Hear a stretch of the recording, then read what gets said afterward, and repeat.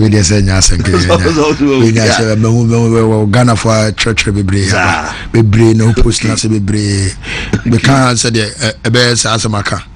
Okay. Kwame Isaac say is Yao Cancelo. Sister Ajare someone say Cancelo. And I know some as well the other buffet. Badman Edia Lami Yama and a buyer. A branch and D Ade said the mic as easy. Yao Cancelo and Odiaba Thomas. A Santa say Cancelo. A Fay Joy a Japan SM.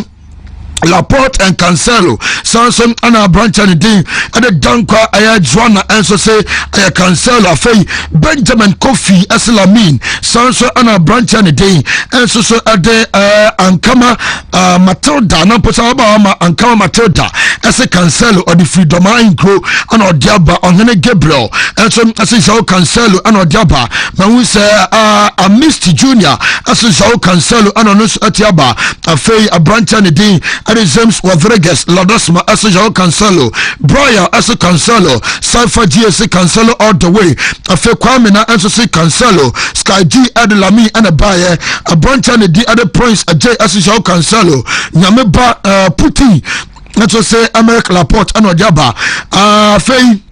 Ya PSC Charles as a Cancelo, Moses Aya Mozato, and some as a João Cancelo, Miss Call Champion say Laporte, a Fay, a branch and D, and some other Gracious Amuzu, and so say Aya Cancelo, Laporte, and Odiaba, Charles Trinabua, and some as a João Cancelo, Dana Antibu Shako, and so say Yao Cancelo, to way a post Nasi messages are Abba. Well, thank you. Yan show will so hey na.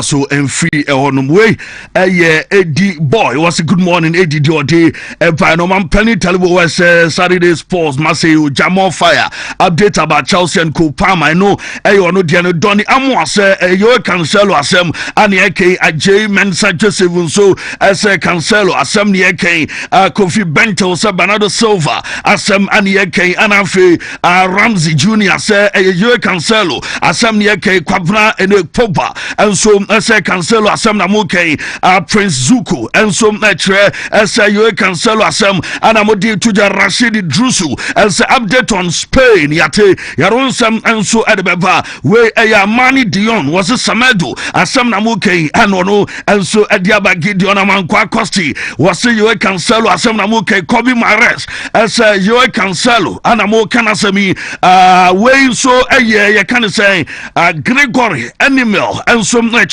as Joe Cancelo asem na mokay when some branch Omar Barella as Ronaldo and amokay we I am pin code was say Cancelo asem and amodi atudwa na dia wo Alfred and so trese Cancelo or trese ne what if fishery case ho and ono ade free na report aba yaron sem enso de manjueno adwenche bia akua entry was Pedri and amoka na semi Pablo Milito and so say can say Cancelo and a modern asem today Ramsey Jr. say Laporte and a modern asem today to Bianso won a drink and pay on question of the day ya day abash at Yamam saying question of the day ne na your question crane and also yem betwe kosi na afi yem fe no so nsem emra emre onsem no betwe adaruma ana ye drop coat no di amount di edikai 18 os nti unsom na muntwa bi na no p BW2 182 5E 5D BW2 182 5E 5D 18 oz there to so BW2 182 61 E1 13 oz no there to so 12 BW2 182 66 24 12 olds there to so 10 edu BW2 182 6A B5 and no 10 olds edu and your day at actually okay if I cry day atum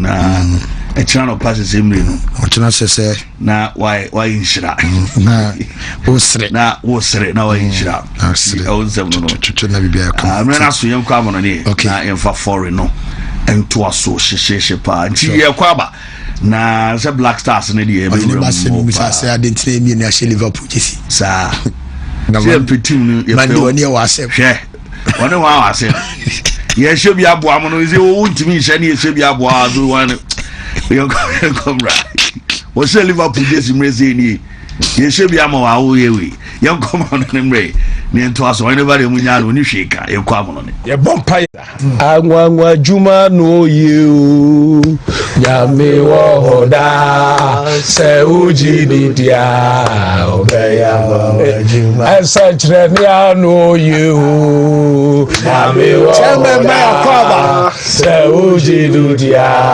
obeya juma ye bompa ye shamachi shra yehuwa ila henu yehuwa ekat we ahata et yehuwa elohika bika luvika uvika naveshika uvika miyodika tode yashak in English in the name of Jesus, amen.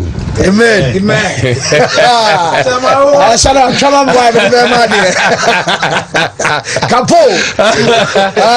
from Adimahaya Wontumi 101.3 and I feel Wontumi TV live now, live on Facebook, Blazy also and I feel Yenjume and some and so I was YouTube at the lectures in Nano FM Nano pay so I can't quite have young started our games and Yami Adumene and Obaba Sudu Europa, one World Cup qualifies no matches Nibeba Koso and Yebenya Slovenia, woman Kosovo, a game no 7:45 from ball and I face Swaziland, woman Sweden game no and also 7:45 and I face Yaresa Samatch, Betimi Abaso, and no a game Yaresa Langsana Isakanum, woman and some the Betimi D, one Ejumadia, Jones Samateba Denmark for woman in Belarus and some the matcha, woman and some never ball and I face Greece and so Boss Scotland and we are 7:45 and no Basom watches a groups no and the Abba group you no I want Georgia Nyame Atuma money Spain game no and no answer 5 p.m. Nyame Atuma and that day Basso and afe Turkey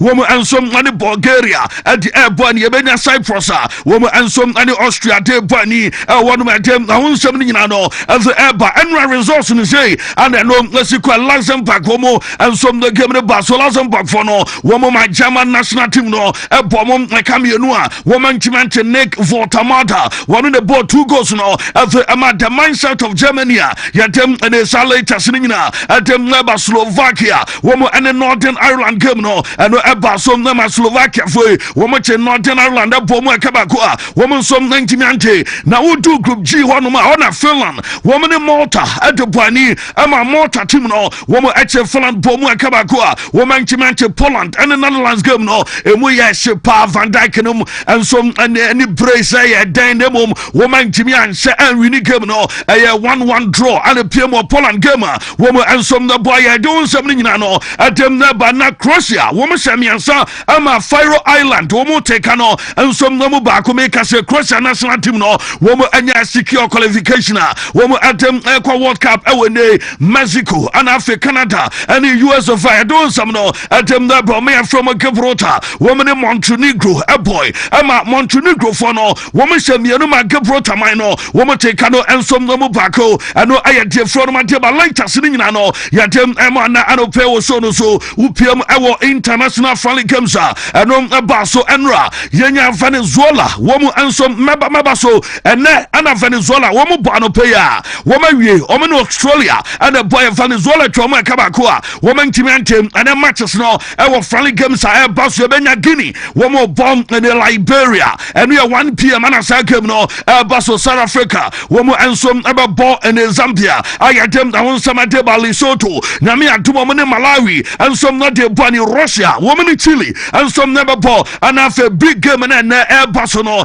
I have Brazil, woman in Senegal, and attempt a bunny, and we are 4 p.m. Samachino, and some Liberty Basso, and after Kuwait, one more and some near Tanzania, and we are another crucial game Basso, and after US of A, say US for the woman qualify World Cup the woman host here enti woman dear woman and some qualified data woman Paraguay at him Banu Gema and some never to me abaso and ya don some that by young Remo our friendly games and also baso yes Urem and some more friendly matches Kenya woman Equatorial Guinea and at the Equatorial Guinea for woman Kenya Boma Kabakua woman Chimanti Oman Emino woman any Sudan a boy Emma Oman for no woman Trans Sudan Cameroon woman Enchimante and I said in Yama and some Nasique James Christianom Ekolusu Dema Omaya your friend is Oman and we are there for Deba and after Uganda woman chat a boy ama Uganda Eshemi Ruma chat for no woman Tekano and some Nomubako Comoros and in Namibia a boy Namibia for no woman Shebi Comoros Etoma Kabakua you're doing some Deba Uzbekistan woman Shemi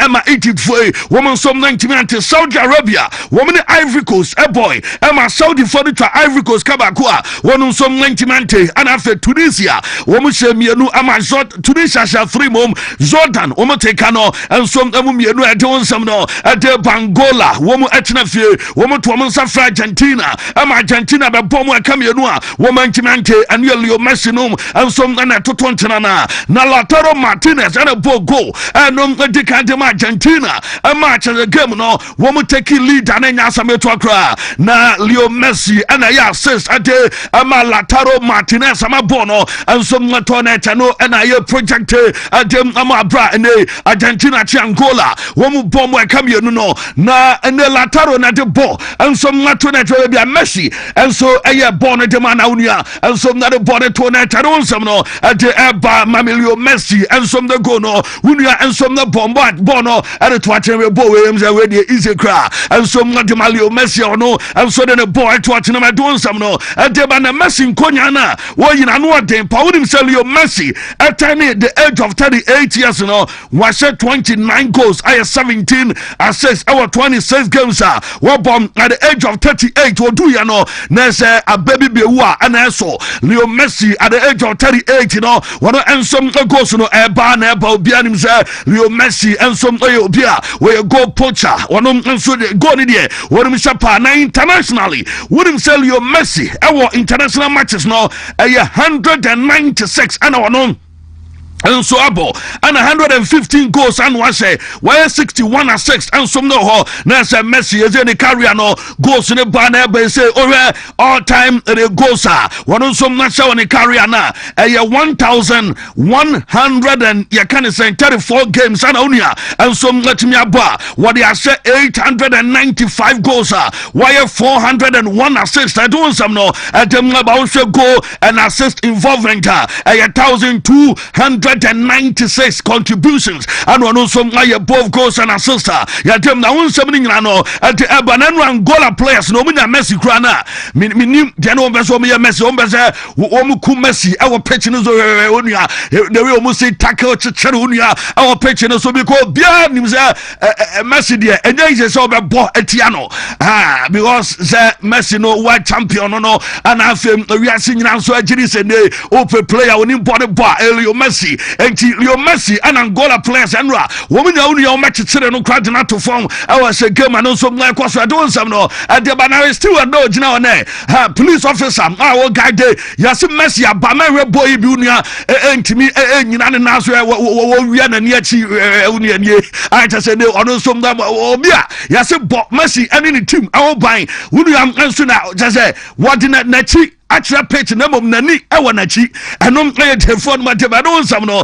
ensom mateba na se kema eno kosum enwo nsam ni bi no ani ate ema na se nye kra na wonim sam Angola wo mu atua 12 million and a day ema omaya ye fani se ne Argentina na monfo se enra Argentina se 2 goals na se 1 goal bia 6 million euros 1 goal bia 6 million euros because we say 2 goals and we dia 12 million euros intino and on play and confirm started to Angola and some amine was sika wo matua and them Argentina we consider 1 goal and 2 goals so much as 1 goal bia no Angola form to 6 million and some that why and 170 no at ba Mamilio Messi one Angola one president because no mu celebrating woman 50th year anniversary and as independent way woman we are independence, you know, afei and woman 50 years after say woman ji woman every Portuguese abrofi and some afei and enfiano mako 50 woman and some let me come go Ghana dem say ye di Ghana at 50 na 2000 what you say and ye nya dem say go for ye che woman bebre afei and woman and so you woman 50 na president, you know, ye can say show Lorenco one and Leo Messi and what and Jesse Angola Jesse no and some I'm Leo Messi at I want some no at them I'm also no so now when him say after Messi goal was some at the Etia Angola no Messi as a goals at 39 different countries. Messi no you go to 39 different countries and Leo Messi and some at what na at the Etia Woma what them kind of records so on the Jumadia one also ADI at the one something and some Late Bamami Argentina one more coach Lionel Scaloni any what in some kakra to do I say game against Angola no MBO Bebeka Angola team no form and Angola team no Omasani ade was say sa ukobo ball na ukobo ade tie non club and a country I won shada enim na e ma usu ade bebre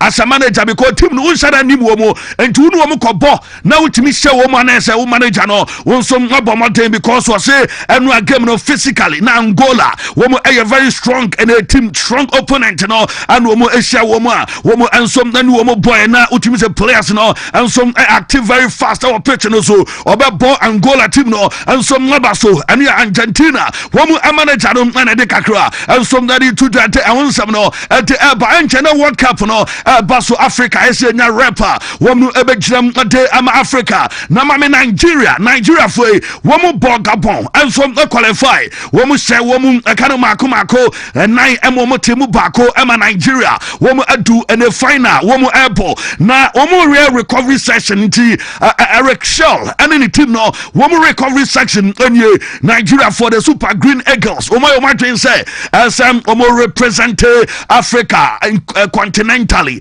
na fe womo ko ball editia Asia foi na womo qualify medical community training no and air course ahead of game womo ebe ball editia DR Congo and ya dem awon sam no ede banti yenuanom alata for ni woman ya brain womu training said ye bear womu enso etuma de no nyama betima akokama etem amo nyame adom ochena ana sama akyerem aba so mu ne DRC ana de eba ni nti enya asameto akra mbamba nom womu bo ede atia Victor Osimhen eno aye de fon ma de banti chancellor mbamba ya be se de game no nyama besi akwa latest ana fe details ni nyina no ya dem awon sam adeba na wonim say Wilfred Ndidi player ba ko na Nigeria womu so betima rely on pa nyame adom ochena no more chance were suspended. I want to be more. Nina accumulation of cars. I want know and some DNTino or more chance on to me more and far Emma Nigeria. And no I want for the Dindy and the tenants no and some not there but a manager. I have found Eric and a soul. Then some of the other two no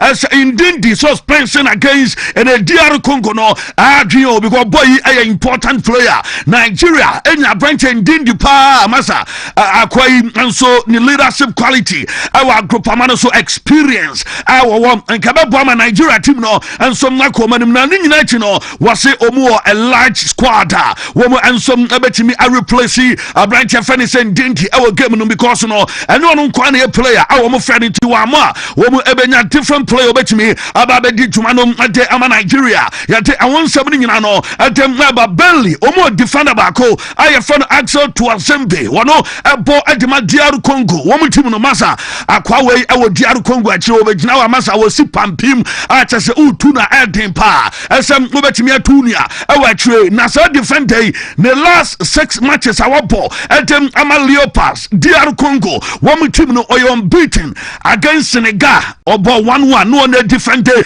ewo achi den against Guinea DRC winning 1-0 against Ethiopia omo winning 2-0 against Togo omo winning 1-0 against Sudan omo winning 1-0 and after against any Cameroon no womo winning 1-0 ni nyina no na aya branch Fenison Tuazembe wonom ana ginatri Axel Tuazembe defender as ama in Burnley and after wono ensom aye na dwuma ne kama diama Congo enti Nigeria for Mbia Osimhen be na twin say obe kanana bi ni ademasa kwawe usiana o ha dwe pa enom de free o atem ba latest ni nyina no ya de nsam ate ema na Brazil woman Senegal ensom de bani na ene Brazil manager Don Carlo Ancelotti nie wase World Cup na ye kɔ no enya nkɔda asemo emu ayesipa adan ose countries no mo ba no obia bon homoden na nyina mu no anu atem tu da se England wo mo be dangerous brutal se mo hwe England national team ni ya was England with manager kita wo mo no masa England national team no se wo hwe na ebia ko andirect wo mo a wo mo ebetimi akose upset o World Cup eno som na ba so nti wo di tuta ensom na nyina so mo game against Serbia o monitor match na hwe se the England for no ensom na si bo wo mo bo at the manager bo England national team no and so na baso adon nsem ni nyina and so at the game against Senegal no yate se manager no person ball William Estivao wo ball akodai and so na Emirates Stadium alongside Vinicius Junior Rodrigo and after Matheus Cunha and no anamete as a manager no say ayade awon nsem no as them na anope wo so no so na Ancelotti say Vinicius Junior and Rodrigo wo matimi abo together na yabusa no and say Vini ni Rodrigo no so wa at the time our Real Madrid o man ebo edu ba bi onu ya manager adema Madrid no na obo Vini ebo Rodrigo our Madrid team no and team I likely say ne wo mo betimi abo ene together our national team no ayete manager Fernando Don Carlo Ancelotti no what them to dwate awon sam no and some no de ba ma Danilo ne ani koma Danilo say wa twe ho a on tiase Brazil man no adan ana o man no macha mienu adan Neymar issue no amanfo dine matam ebi said me yuani amfana nko World Cup wanyini anase wa pro we engine prone ani atem na manfo keka anu so onim die nche o man no emu acha mienu a discussions a ekosom Neymar de bia na wan ana Neymar ne ase wose masa munima Neymar no player bia wa ye bio enye engine ana ha Neymar ball to the highest level acha say ono no do betimi aka ne say do mo ya ne de say obia won a drink say de ne mo do betimi aka and say o supporting Neymar with an opening heart na kuma wa bia mu say what they supporting Neymar say the man for kan ya de nyina no and they say ono so attachre and no ayen sam kakra fi Danilo aso ye de bebuzo say na wo watch our game no da ben and NBA over retire was so yen 2026 NBA bia so no betimi aka no betimi last year I want a career set 2026 in year and be on so no everything the born in and so na bana we ya don some p atem amount and that day I was so no so near kakra no fuel I atem na won some table Luxembourg team no Germany actually mo daman shaft mo a bomb a camionu a woman timante and no Nick Votamata wono and a ball and they start two goals in Masenra and ye kwai asa kom and ats in so pitch no so afabo masa ni wo brutal Nick Votamata ni na enra ewo game no baso no anu asem anu first half no monitor game ni bia one said who say na Germany for no mo perform yo na emodemo no ewo form our first half djumadia na omo di na nya kra na second half no na say ne wo mo keka wo mo kakra e ma chese no ma ye kama nti wo say no ma enso ngasi ko ma goals wo mo say ni nyina utimi sa second half no mo ye better enso mo team edit Luxembourg team no eno ayetene wote atudwa ya do nsem enso mo tema na mami Jonathan Ta enra wana chechere amband adema in Germany womu national team na Jonathan ye was wearing the amband for the first time no a big honor adema it means a lot idea huwa pa adema say German national team yi where ma ball in the captain's amband adem ama national team ye na ya frau say ne ya match ye ne wona be captain German national team no enya sametwa ya huwa and so ade Emma Jonathan Ta our dem the sansem ni nyina no and so ade to do say wo hwe anim say nyaman som da betima kama do mo hwe nyina no so me qualify and so ade amomanya ye fani say Germany anu yan say free all atem na Leroy Sani ni Mame Leroy na fe ani nkomo na ono so back to the national team say ana feeling ositi osina ni ajepa as when the opportunity ni bi na fe or representing the country it's always an honor atem amano as the bi obetima national team no and so the just na fe say what dina grona fe nneoma ye kama was being at the World Cup no one of the goal wore ni mu say ne wo ensom no betimi qualify na nneoma nsom na ye kama e do nsem ni nyina no ate ema ne anope o show no so a enya semetwa ne late as a fuel ensom na te ba nsem ni nyina no ya te ema na anope o show no so na manager na ye fene say Julian Nagelsmann and ye na Nagelsmann de kakra tuja one game a one boy no na o kasa fa ho ana wo de kakra tuja sam omo enso o wesere nneoma city a nneoma ye kama a wo didi nkoma na maba no so amia ba be di nkomo amia on say de nneoma enso no be siako one game on Monday against Slovakia omo nya just a draw against Slovakia na one ma qualify to the World Cup and was say ni dream at this point and at this moment na already the New City standards no any kwan so mo drop in the standards am never from cry na to work can say yes o mo ye ama o mo win game ni bia yes o mo ye na o mo win in a game no but o mo here just a draw against Slovakia na o mo dem ko mani no aye de for no ma de Julian Nagelsmann no what I say in Joshua Kimmich no be available on Monday match and no baso no and was say on to me and confirm say obeba ana oma and on to me and some nka wasem nemom no wo mu ebe monitor situation of Abrantia ya fene say Joshua Kimmich no aye the manager no mari atudu adonsam no ateba both in Germany and Slovakia adeba ko a emo group no aye very tricky enie hey sa group we dem say Germany from afi sama mon paye ya mbia na playoff bi ana be sate and some Germany because mu nyina no our 12 points just one game na ye co World Cup na flag na be come drop a flags in mommy. You been Germany for flag. Wait. Slovakia flag and I say Germany, woman flag no and echo flag banner communina. Our 12 points, just one game away. Woman me anusi na besi flag bay. Oh, dear me na and so I don't pay all money ten na flag bay and drop a flag no Facebook. I one echo. Germany and Slovakia and from my next game no woman and bomb na Croatia and national team ni mo mabaso no qualify I woman so echo so flag no and some call and the World Cup ni Croatia and no from my don some no at Luka Modric way the 5th World Cup at the man wow and some or didn't to me the age of 40 years and say on so airport ajuma pa I just no and some rest kwambia so the 5th World Cup at the ama Croatia national team yatem awon samate ba before say na abranche friend say the Luka Modric ababa started abo World Cup qualifiers yatem ama Croatia na Croatia qualify World Cup mienu pe ana no manya no mo qualify twice appearance no na 2 ano manya Luka Modric never making a debut what do mo reach 5 and no the fuel and some atebate and 70 no and some ba mami police che near come on Luka Modric and ready to that and some on say uko national team camper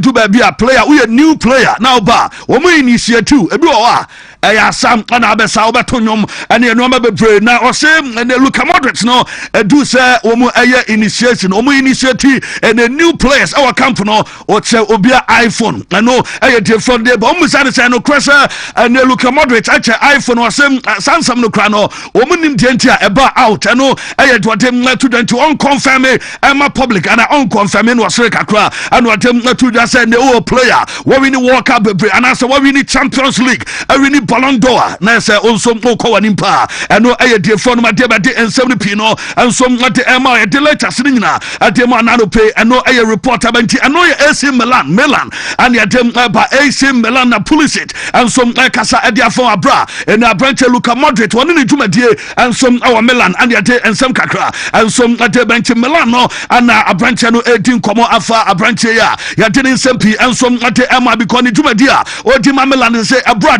and so at the age of 40 our Milan Masa, enya is a cry, any Croatia, and a team no, Jumadium and Sia Kama, Ayati and 70 Bantian Quay. World Cup from the countries now more qualified no, so say Osha World Cup stage now, among for the pray, and yet do countries never be a reaching level no, I will my qualify for Europa, Ubena France, Ubena England, no one Croatia, and say Europe for no ana omugusua omu qualify by South America Argentina, Brazil, Uruguay, Colombia, Ecuador and Paraguay womu enso anya secure qualification ana North and Central America, US of A and Mexico womu dia omu koda dada oba Africa obenya Algeria, Morocco, Cote d'Ivoire, Ghana, Egypt, Senegal, Tunisia, Cape Verde and South Africa womu enso anya qualifier womu eko manimudu Asia obenya Japan obenya South Korea obenya Iran, Saudi Arabia, Jordan, Qatar, Uzbekistan, woman sonko anafoshiana ho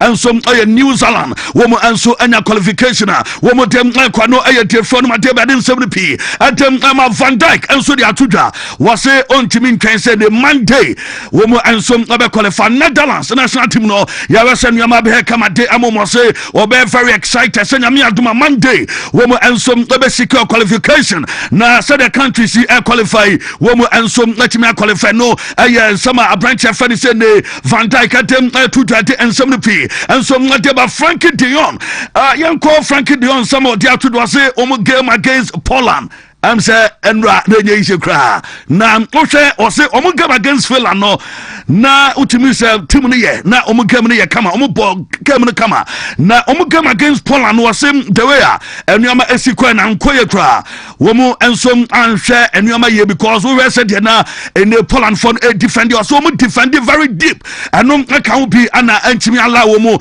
amo anwini ene game eno so mako so mo abo drone game eno ayensem efi ono ma teba Ronald man and some letters Poland go no the players no anya there because 5 defenders money 2 players na 5 against 2 5v2 na utimu say 5 defender marginal ma 2 players attackers and so ultimate say go and so yenti coach no and atem and the sansem way and so atujate and 70p atem no situation no baby adano am say e more den na mom still na wo mu ISM wombetimi aye dombe bia na oma qualify team no aye Ronald Koeman sama wotem to dwade ensem pedeba yate say Denzel Dumfries reporter ban say enram onya slightly knock reporter ban say ordinary ensom Italy Denzel no na afi wo fi Netherlands wo mu camp na afi wakoye sem tumedie no nyama be kama ade amana na afi akwakoji treatment yate ensem pedeba Ronaldo and so what qualifies no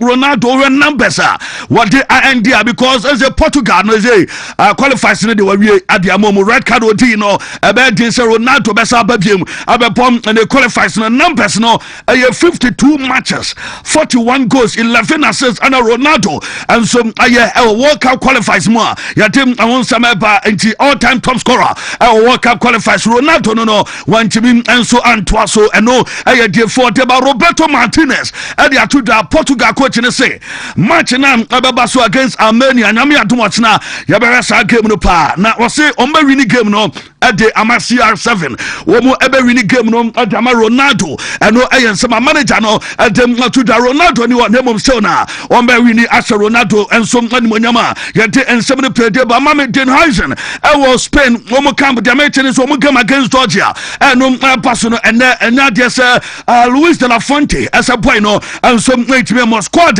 wo mo e de era game no boy no out no e de for my table on to be a Mossa game no and some Spain and no Den Huizen and you didn't send Peter Bamami Grand Porter near Common answer Sweden or Mata woman ever born na Alexander Isak Babo game on to me more or very fit Madama Timono was say when you good training boy no training come be there fine no more work can say or say bibia betima kama ade ama ne yakane Alexander Isak no mo say say boy no obenya minute obenya kakrabo time ne de hozo obabodem no or treke presenter no or treke ne kakra a chesem yebetie manager kakra or the tuja Isak bebo ana omo ya to that Chelsea former coach no and some when you ayete and some the Grand Porter bread and some our England and no ayete phone but 70p and so ba mama Madrid team no na ya say Alonso and some say Alonso no ya say Madrid for the Tanachi omo Tanachi pani na say Jumadia o dini nyina no say no ma bebre na ekoso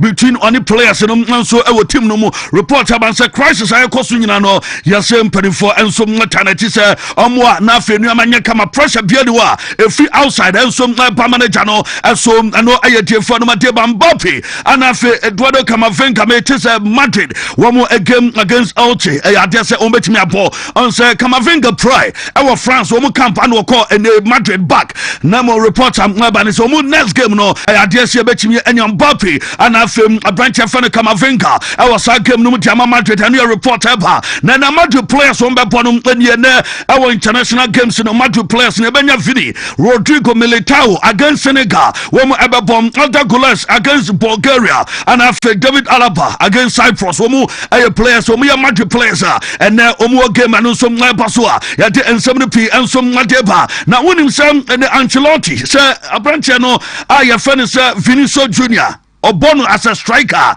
ebeboa dansa ya bono wing no o se wings no obo Vinicius Junior unyisa da nya Vini ebono ensom eyi enti reporter ebane se Vini Junior no coach no enso kire se obono wings eno ebetumi aboa enti eno eye ne messenger wodem ama Alonso ensom no was Alonso eboa koda no enso ewo ne enchencha ya emwa obono as a striker eno ensom eye better choosing as a striker rather than say obono as a winger eno eye the manager no plot ya den 70p and so Mateba Carolanica akasa na ose ono de akasa greatest of all time and some osadi debate and so aba and anu pemuntie ujiri say greatest of all time no yebo Dio yebo Pele yebo Maradona na yebo Messi ni yebo Ronaldo na mafo ye list ni adia na Carolanica etiem odi wase for no ye can the greatest of all timer Leo Messi adentia Messi ajibi bia bi e obonum Messi bia as a Messi and so by still now Messi say improve I want the matches our bogos I was and all cast Messi no the greatest of all time now Ronaldo and also Ronaldo no so the answer Obianim Ronaldo no okas one describe Ronaldo obese Ronaldo no an amazing goal scorer yaka say goal pass and say goal dia Ronaldo no also adeba ko man unique and so I don't know and Carolanica said the greatest of all time tio yaka goal na yaka no aponche na yaka no enom Leo Messi and what and so Emmanuel Carolanica and so Nadia no na fe yate ensem pe de bajura piki and wo musa no Leo Messi return to Camp Nou no said Messi obeba na oma because and I know back Camp Nou man for so Messi kebeya and kasabe ball a season B and some fama pass aboboku no and Nigeria pick say Messi a very huge figure na dia Messi aye obasa no anya de ketu akra and is emnaso na say Messi ebeba na afi obesa be ball e de amatim no anasem bi obesa be dini tuma e de amatim no kra na e se bie do e de man ye welcome no ye man heroes welcome ewo team num na afenu amanso matimi akokama yede ensem repeat ba Robert Lewandowski and ye decision do what say obefi Barca nas on free Barca no report ebani say very soon announcement ebeba ede ama Lewandowski na duomni yasem say adenom as independent on onu biemo sembia onu na be decide so be stay our Barca and as on stay no mom yase Barca for no as of now omumfa new contract e man sembia unia ya be se ni di dwumadie eto aso entiem bia beje ene contract be se bia 2 bi ana se ba ku bi na to aso ya be ma 1 million ana 2 million Barca for no wo mumfa a new contract bia no enso emfa ema no eno eye de for ma de be don sam no azeba no omusa ne se nkoda na wo mo Barca no Pedri num ne Gavi ene Lamine Yamal num on se omudi omususo mo ye nkoda akra anu se nkoda no ore omu age na no hwe ma no obusa no se side time no 17 no on wo den o we Lamine Yamal sa na bia o we Pedri num ne Gavi num na wo busa no sa time no wo ye younger no o swat se boys no na den an wo ye but wo se nkra no wo mu de ani die anso ema no wo mu efe no father o mu friend daddy ani adem na do kanyina se san kra yi Lamine Yamal ni Pedri mu ni ade no se wo no mu papa no kra no embia no no wo che wo papa enti wo mu friend father equally no kra bi ko Lamine Yamal papa no adeɛ sɛ ene Lewandowski ensom akyɛn no ɛno ɛyɛ tiefo no mate bɛde nsɛm no pii no atem Barca officially wɔma sign a new global sponsor ɛyɛ zero knowledge proof ZKP and ɛsɛ Barca team no wɔmo assign ɛyɛ AI company AI and a blockchain company and afei wɔmo ɛbɛdi twuma adama Barca to 2028 ɛto nsɛm no atem ba wɔn bɛboa Barca digital advertising ɛne nneɛma ɛno nso akeka kan social media ne ade ɛno ɛyɛ de free ɛne Barca wɔma so ɛde bɛnti Barca wɔma gye sika puduo ayɛde na wɔn nsɛm no ɛde ɛma na wɔnim sɛ Barca ɛsɛ Eric Garcia ɛnso yɛsɛ wɔma do akyire contract renewal no Oma dwetwe pa a chasha boy no so enche wono so ebetimi awie na afenuama aye kama ade amatim na no aye defri whatever we were already PSG for no womunya Eric Garcia omu pepa enche se Barca aye dwom be ase de be a ebetimi ama boy no enso matimi stay na PSG enso matwe wo mu ho eno aye defri no whatever Javier Clemente enie na Javier Clemente anade ene asemu adi aba wadi nkomo kakra na conversation no was solely based on Lami Shama Javier Clemente say yen kama obi ante say Lami Yama no ade ba ko pem ana obeka ache ne say on behave Charlie make you behave na do odi to da nyina ne say Lami Shama one behavior on che kra o on che o bonum obefedi obetwam say de obetwam show ache say yen hu ne biem kra na ne nyina ne say we are very good player on yi sajinin films akoda no enim bo ne bo nemom enne yeso akofo ba we ade echi a Lami Yama say ade echi wo so sanu yama no ana obetu no personally edu ba bia as our personal life no as obeka se me na me de me ho ana de me yemfo bia bra we a public figure ana in a public job and so ana wo ye and yes make you behave and this how ubetwem pa eno I have here Clemente and atem the sansem nyina no atem atudwa wasle for fana a player de ma Chelsea now they atuda was moment time. Yes, uprana ukona oba. Enyasa rush kra. Na dwadi atuda nyina ne say manager na ye fan Enzo Maresca o protect no physically. As on rush no emfani meremu enso our game ni because hamstring surgery. Nunia enso koya ya. Wono ewese kwan bia so no obetimi atone na ve. Wati ni juma obe ball 3 matches in a week enye easy. Enti munya botre enso emfama manager no ojumadia. Wono nso enti our Chelsea efa wono abranche wasli for fan ho. Na mami Rooney adin komo bi Rooney say Chelsea manager Enzo Maresca no on hwe ni changes why 93 changes our 17 games this season 93 changes and why we coach bay and team say or person and you may ya on hwe the players no na on hwe the first 11 players wo everyone o change the do o change onim the first 11 Enzo Maresca na Rooney Enzo etu no na ma say Rooney no o coach no then na we ya e coach no ma Ubesi TV so ade bia na wo chenko fo adwuma yentie one Rooney on Enzo Maresca ni changes are in this season. You know, sets his teams up. I think he's really good tactically. But I'm just looking at this stat here, Wayne. Maresca has made 93 changes in 17 games this season in all comps. Would you have liked that as a player, or you know, in the squad? I said this last week, didn't I? And I just think it's crazy. And if I was in the squad, I think the best teams historically don't make that many changes, and you have your back four in place, your midfield players. Normally the players who change is the wide players. So to make that many changes, if I was in that dressing room, and I said this is what I said, which he replied to, is I'd be sitting down with some of the senior players and I'm saying this can't keep happening. You need a steady squad, you need the span of your team in there if they fit. So I think making that amount of changes is confusing for the players. I think they don't know who the best team is, and you're not getting a run of games to consistently, you know, if you're playing the centre back, you want to play with them all the time. You don't want it to keep changing and then having to form different relationships and chemistry on the pitch. So I just think if you want to be, I know they won the 2 trophies last season, but if you want to win and consistently win top trophies, then you need to be consistent with your team. You know what I think the problem with Chelsea is? AM Common Rooney and I didn't some to their fans so Maresca we didn't some Pino of England will problem one about 10 of England and national team we didn't some brain about coach Thomas Tuchel didn't some Tuja. I watch players in the doors who call Palmer and the Jude players in the brain and I say a war and any team na yenin komo and some Ronnie Jennings Rory Jennings and ye na Jennings and some Tuja on player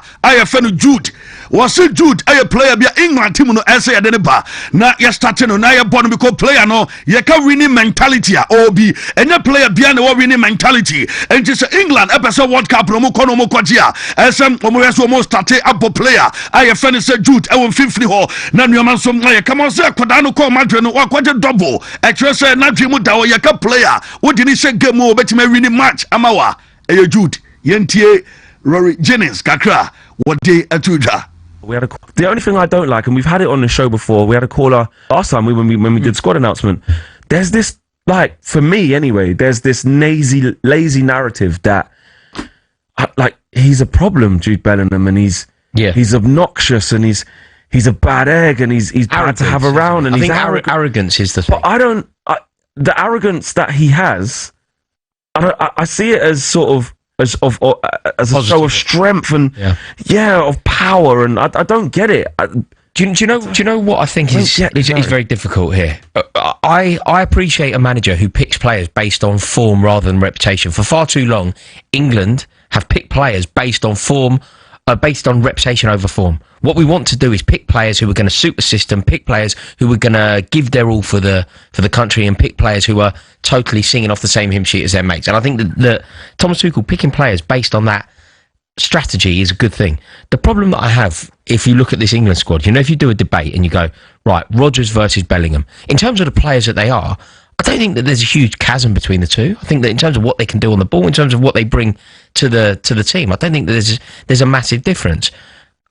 But in terms of what Jude Bellingham brings, in terms of a winning mentality, in terms of what Jude Bellingham brings, in terms of just his sheer power and his ruthless pursuit of silverware, like he went to Real Madrid and he won the double in his first year, scoring about 1 billion goals in the process. However, the resume's different. However good you think Rodgers is, doing the business for Villa and doing the business for Real Madrid, it's almost not the same sport. Yeah, it's incomparable. The only thing I don't like, and we've had it on the show before, we had a caller. Conversation, no, and I would be Jude to know, and I didn't send people to us in the first season. Our Madrid, we need double as the more goals, crazy numbers, and when you have the team manager, no, and England for the start kasa, omukasa. Now, Florent Vet, and ye, Fanama Minian, come on, for criticizing the power. Now, Florent Vet say, on a day, and then criticisms now, banning Rooney, criticize you, and Ariel Ferdinand, Gary Vodum Akawasema Omini former players at the Team Bay, woman former players at the Manchester United, and so Mukawasema Nessa Unimebiomu free and some Bomon Kansampa and Fahoda Obo Team Bay, Obo Liverpool, and Afe Timno Abo Premier League no and some compete or Obekabi Papa, on Kabi Papa Dam, and Flora Vertino, and so Trasa Jamukabia, and Fan Home, and no air report a few at the Bametes at Bayern, Yamia to my general transfer.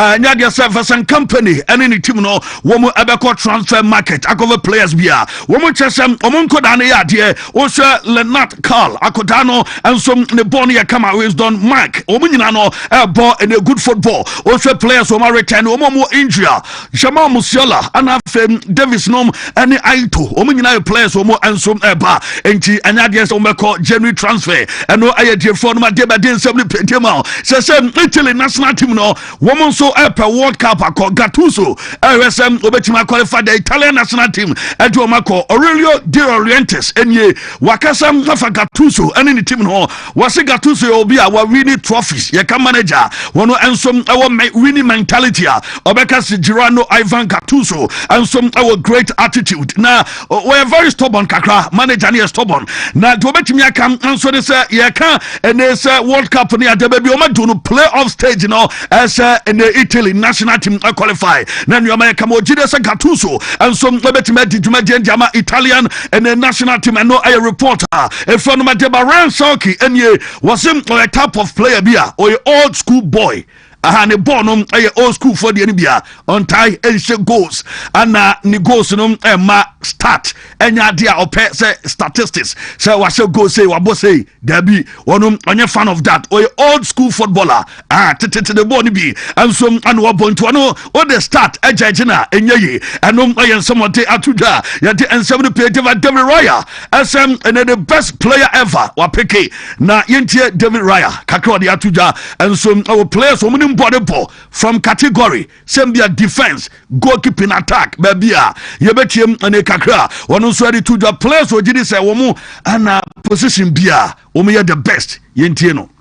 Messi. Best goalkeeper. Casillas. Who are the best ever players from each category? Best finisher. Messi. Best goalkeeper. Casillas. Best playmaker. Busquets. Most charisma. Yo diría que es Zlatan. Best defender. Sergio Ramos. Best dribbler. Neymar. The best of all time. Messi. Who are the best ever players from each category? Best finisher. Why Messi? No. Yenim komana fi anto so mame Casemiro. Ni ani komo Brazil. Anu say omo yomo yenyina ni say Argentina a building national team. Omo build them away. Omo build the team around Messi. Omo protecting Messi. Na adebako hu e Brazil. E man say omo protecting Neymar. Omo build the team around Neymar. Enu adebako a wono enso team hu because do baby na Neymar team ni gina na so udu Brazil baby a edin a na ekọ baby wiase nyina e Neymar. Omo amwa Neymar enu e Brazil and wadem en nsmpi atuda e dia fonso on de na niaje ana enso say one of the biggest enso ababo also pe omo a fan of Neymar wono ensom a fan of Neymar pa eno a Casemiro nsem odem atudwa ya te ensem repete ba mena so ye di sinema mame Chelsea na fe ni nkom ya se Julian Alvarez I say Chelsea team no na me aduma be deal say anobese Atletico Madrid ensom top player no ye say ya te say Chelsea prepare 132 million pounds and them after this player na ye hwese na me aduma January ni de ye bia anobese Chelsea na no come because 132 million pounds for Julian Alvarez. Okay, 18. There was a bebem Chelsea for no money beje. Well, be your Chelsea ni bia. Anybody say only the attack na problem and some any more cry. At the Chelsea the best na fe Newton any team no and so banafi abeto so at the free ho at the quick. I will Wontumi sports buffet and then ano plenty. Mummy and quite na fe yemfa any analysis no and to so ha e Wontumi 101.3 Wontumi TV Wontumi buffet is airborne.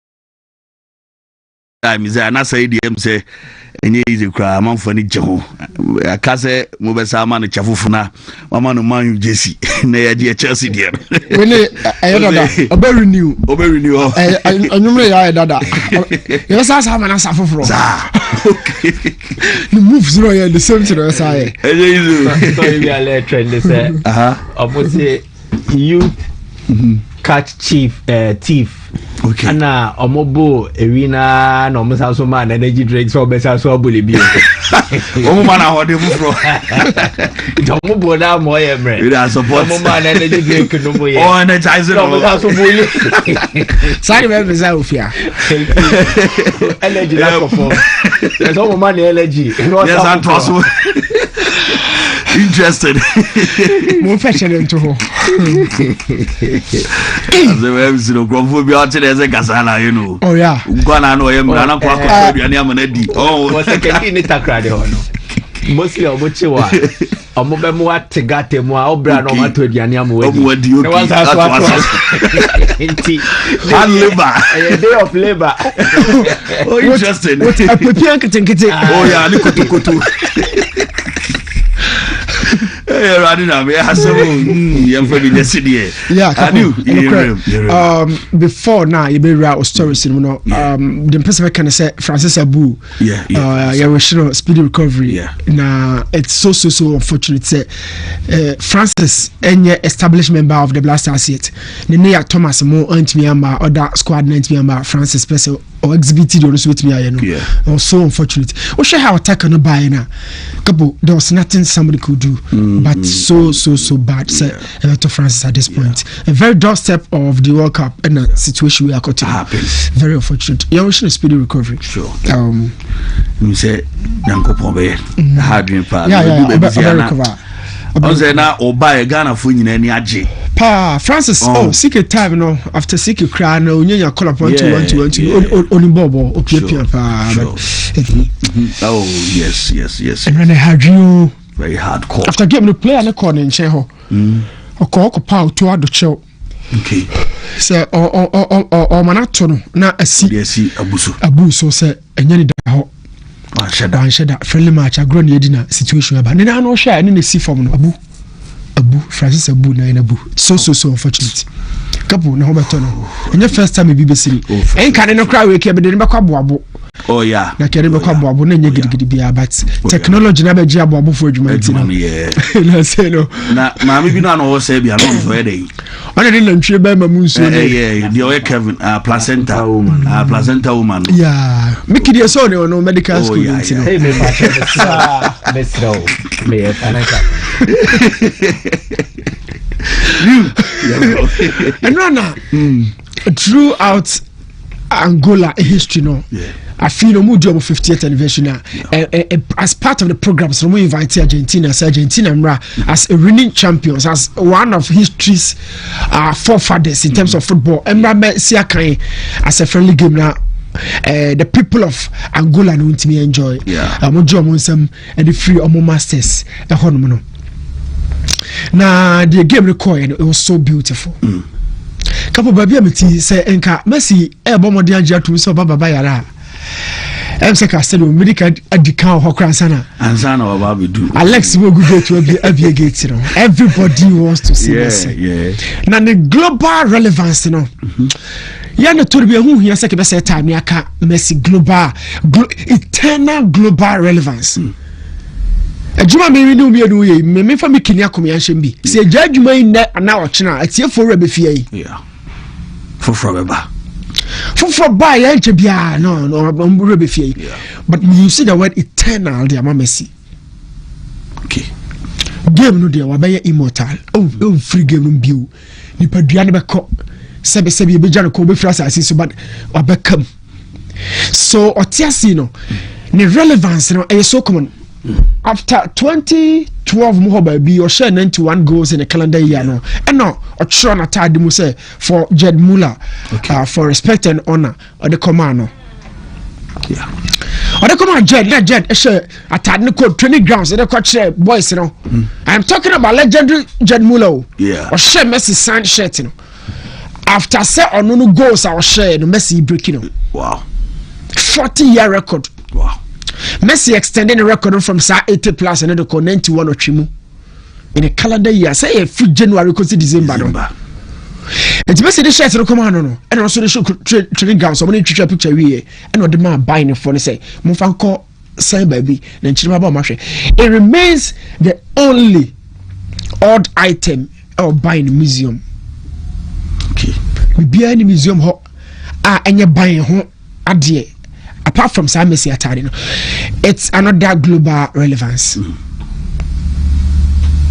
So say yakasa Angola kotua sika bi dia ma Argentina as a really let's just say we deserve na amount 12 million pounds no, even though unsubstantiated ebi mo say Argentina deserve sika no and now deserve ni nyina no wo hono but how a game no coin Messi Capo yan shade bi wa say I've seen people talk about legends but in my opinion dear Messi as a figure de bano eso and I call Elche Stadium hoko ye training we Elche Stadium no Martinez Valerio a 33,754 and he 25,000 a baby share Messi training now 25,000 for 33,000 match day ni pa ban virtually I'm gonna be show you and I'm going just training go actually as if so about Elche ho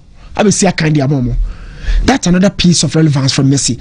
So me busa say na Argentina no nyomo na yesi omo tie Africa for yi. But this has no racism ebi musa Argentina ko hu ni patuntum ye nyina yateme ko Argentina da wako hoda but what be so omo patuntum for class and bra yeti na menya abotra say me ko na say de AI ni ntino na man busa say me ko open but AI is all ho de na Argentina for dwere for ni patuntum and why would Angola na oje ni somebody free Portugal hono one couple Portugal for the no Argentina for why you some tie a baby before they say na omote baby a mama before no call 100 be say here wo ma malaria de ya ho kire be kuni patuntum bia no mo esa bia mo brem no mo biuma Europeans no mo close mo mra no te 7 fans say in the America for say ma Africans versus Europe mo mra. It is an idea to increase whiteness. It is an idea to increase whiteness instead of yemma Africa for it to crime Argentina hono yan katsium no yan block mo Europe the end mo ba no mo entry no more easier meaning say Europe kura ni ba no ba be wo higher side because you know mo way connection it is a sani ma we nyina ho de a then I kasa confirm na meje 12 million pounds no ma me 90 minutes na de ehu ni say obi a plan akohia Messi or plan systems how they be close Messi a convention actually be yakoi entity the foul no so because we try not to be wash now or you quick on the ball so say but Angola for the say contract na no more sign and we just can Messi amobia into on start game no the Messi presence Messi global relevance okay omo colonial masters Portuguese meboa yes sir and then you pay the world greatest players omo emienu we as Messi and Ronaldo no Portugal so mudi mu Independence Day no senka de mujie mu free wo mu hona ga senka mo ye dey about the presence of Ronaldo no so heavy as same as Ronaldo Messi asabe de me ni come here because madwe me say okay of course Portugal near non-availability. Okay. But a World Cup qualifies. On the day they won't be available. And here back to Angola and Portugal. One say they have history because Portugal and colonized Angola. But in recent times, before João Lourenço was president in original. Portugal for a commission investigation into corruption in the Angolan government. So in terms of diplomatic ties, I say exactly. So the president will not see the need to invite Portugal for political reasons and then also for sporting reasons. Exactly, that is what it means. It makes a lot of sense. Let's Angola for Portugal for corruption. And when you're African, you cry one man be Sigado Mudi no silly or no, they won't allow you. Take a crown more than more about 50 years you moved in Sikai, because and it was a big game. Now, one moment to be Messi train one no. Yeah. The reaction of the security guy, no. I made me reaction. Okay, Derek Fordroff against Hasselhoff. Or she go now court touch la. Yeah. Security guy like cash red and say we are not traditional in someone so. We not to so my. Messi to train guy no. Security guy no. I didn't say ability. Yes. Aha. This reaction I make. We just touch like be a reaction because I didn't know what the man for, but some who were feel no. Yeah, who will say. Now, Shadrach Mame Argentina lineup no. What no idea no. Messi ni go to no. Eya koye me say. Eye no crampa. Okay. Yeah. Apart from say the G on the street, you na keka bi men twema me yesem. Eya koye me say. It cut across many different generations. Because onim Oni he grew more generation no even ye hokra before that no kra na Messi no kill hoba. Then he was part of them. And no te verse mo masquerade no moko. And no Carlo Rodrigo de Paul mo dia no Macalester Martinez mo squad no then they won as the leader of that squad. So say no say Thiago Almada Master Antonio Moba. Yeah. But it feels said no share game no big deal. Everything they did was in protection of Messi. Ucha Messi akri no omaba. Look, Capo. Said the who need ya at the dressing room. I'm telling you, said they worship Messi. The waiter, kind of told her I drew her, or found another draw in the dressing room. They worship the guy. I said, your Bob would be a Messi. We say now, Casana. They hold him in that high esteem. Shadrach Mame line up on and me cast some kitchen and me move on. Michelle line up on the dean and I say, who said Martinez and I assist Messi so assassino in and out to Angola for them pay Argentina for them 4-2-3-1. Angola decided to go all out in this game. They fully attacked, having a double pivot of Fredri and Maestro. Even Fredri no crown or boss at 10. But against Argentina, I'll drop it they go deep in a double pivot alongside Maestro. Now for Argentina, I'm converting to free back. Capo free back will be known ya Antonio Conte mo free back no. Okay. We know elements of attack. Conte mo dey na a more defensive attributes. So free back no, over tell who 5-man back line no more than 5-man attack no. But for Argentina free back we dey e better 5-man attack. Oba to be a one lone DM plus the back free na converting to 4 back instead of the natural free back no. Patriot I say. Yeah. The person actually say free back Tagliafico Christian Romero 1-4. And you probably support him and yet the laterals Lo Celso ne Gonzalez no. And Rodrigo de Paul be drop your show. Now when you back forward we ought to add our similar systems. So check here then or full attack and make Argentina. But in the interiors and a ball Thiago Almada, Leo Messi behind Lautaro Martinez. Quality attacking side. Question I mean Busa number 1 they say show TV so must stand no way. Nico pass way. Julian Alvarez way. See, Argentina are blessed to have this quality. Yeah. Now I should go post to the Muso Limo really know that go post to the Argentina as a first choice. Martinez the number 1. So they have a squad that mobile drew 12 million. Number sina say financial film so masa adding to give you the entertainment and the quality as a team. It was a beautiful game. Angola for and come on mama yet say independence in but to qualify a AFCON and me say who game they say a major preparatory ground said the mom ahead of the Morocco 2025 Konya A class and I say a friendly game class 1 class 1 way Argentina and Brazil why no woman movie easy na me the person me try to want to say them did try to win the Morocco deep last game nanim even though Angola lose game 2-0 Capo. But the performance Angola for the Maya, you know, not a swany. That's all Mulusu game. Yes, played well. Yes, keep your same way. We never caught blaster game. Okay. On the other hand, no. So me Brenna Kakakradia. In 28 years of the World Cup, you who Norway. Omba France 98. France 98 was my first major World Cup, even though US 94 no there. Now yeah individual players and you did your machi utu mudino. Na me ka dunga asem chiro say na me penasem. And na plan penasem ya lalas, alezi lalas. US guy na no jabo you say because US 94 no say me man pa. Okay. But France 98 there. Ya small no adwane akosha bo na wie na abeko no bia. So I had time for the tournament. Yeah. Okay, Andrew Flo. Tall Andrew Flo for Norway. Only lead you about France 90 and the height 1.93. Okay. So systematically, we design BBM and fit in strength. In a 4-1-4-1, almost strand all serve as a lone ankle. Ejina back for him. Okay. Now Andrew Flo ejina top as a lone ankle. Sorry, a lone focus man. So 4-1-4-1. He had a great goal against Brazil in France 98. Scotland. After those group stages, we qualified to behind Brazil, no round of 16 or no free. But the reality is, after 28 years, almost also could 2 strikers at this time. Only 1.93 in the view. But we are 1.95. The other friend is 1.95. What do you call for me? Come once.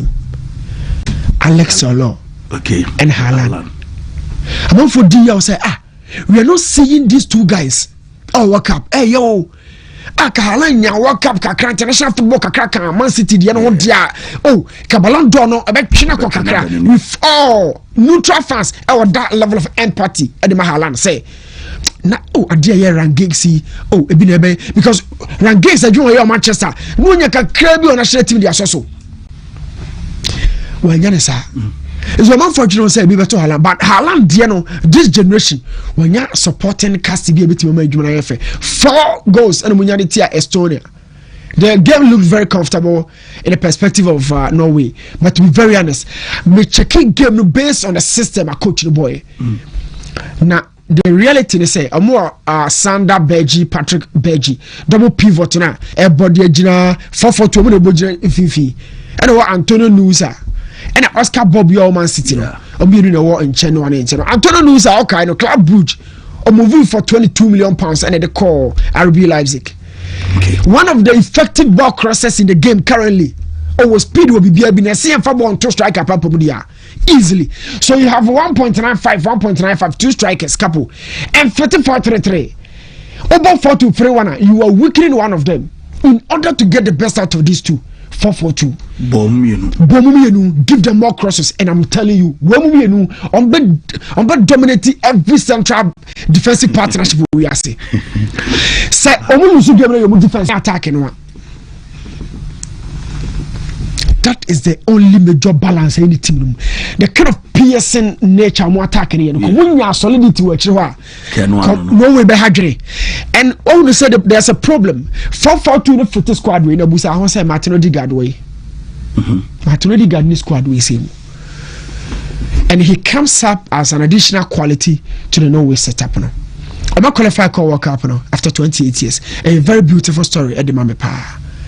Couple and then our squad you know it's my main far almost story these 2 guys on my World Cup no my day no she game no story and for him Bobby and Amusru behind to defend the pamper every ball every cross you know cross na me na be highlights na ma Shadrack and Crofona taking it down after you know what your goals now you had no absolute way of defending those 2 no I'm more physical presence I'm firmly very nice Ketwabi on Rooney Maresca in common and Maresca near Bonabaso say what trim squad no he's done some good job and yet joke say Bonabaso he's done a good job at some point Chelsea dressing room not hot me a man for the be and Mokio we put them in mockery. Yeah. You probably be with the other day.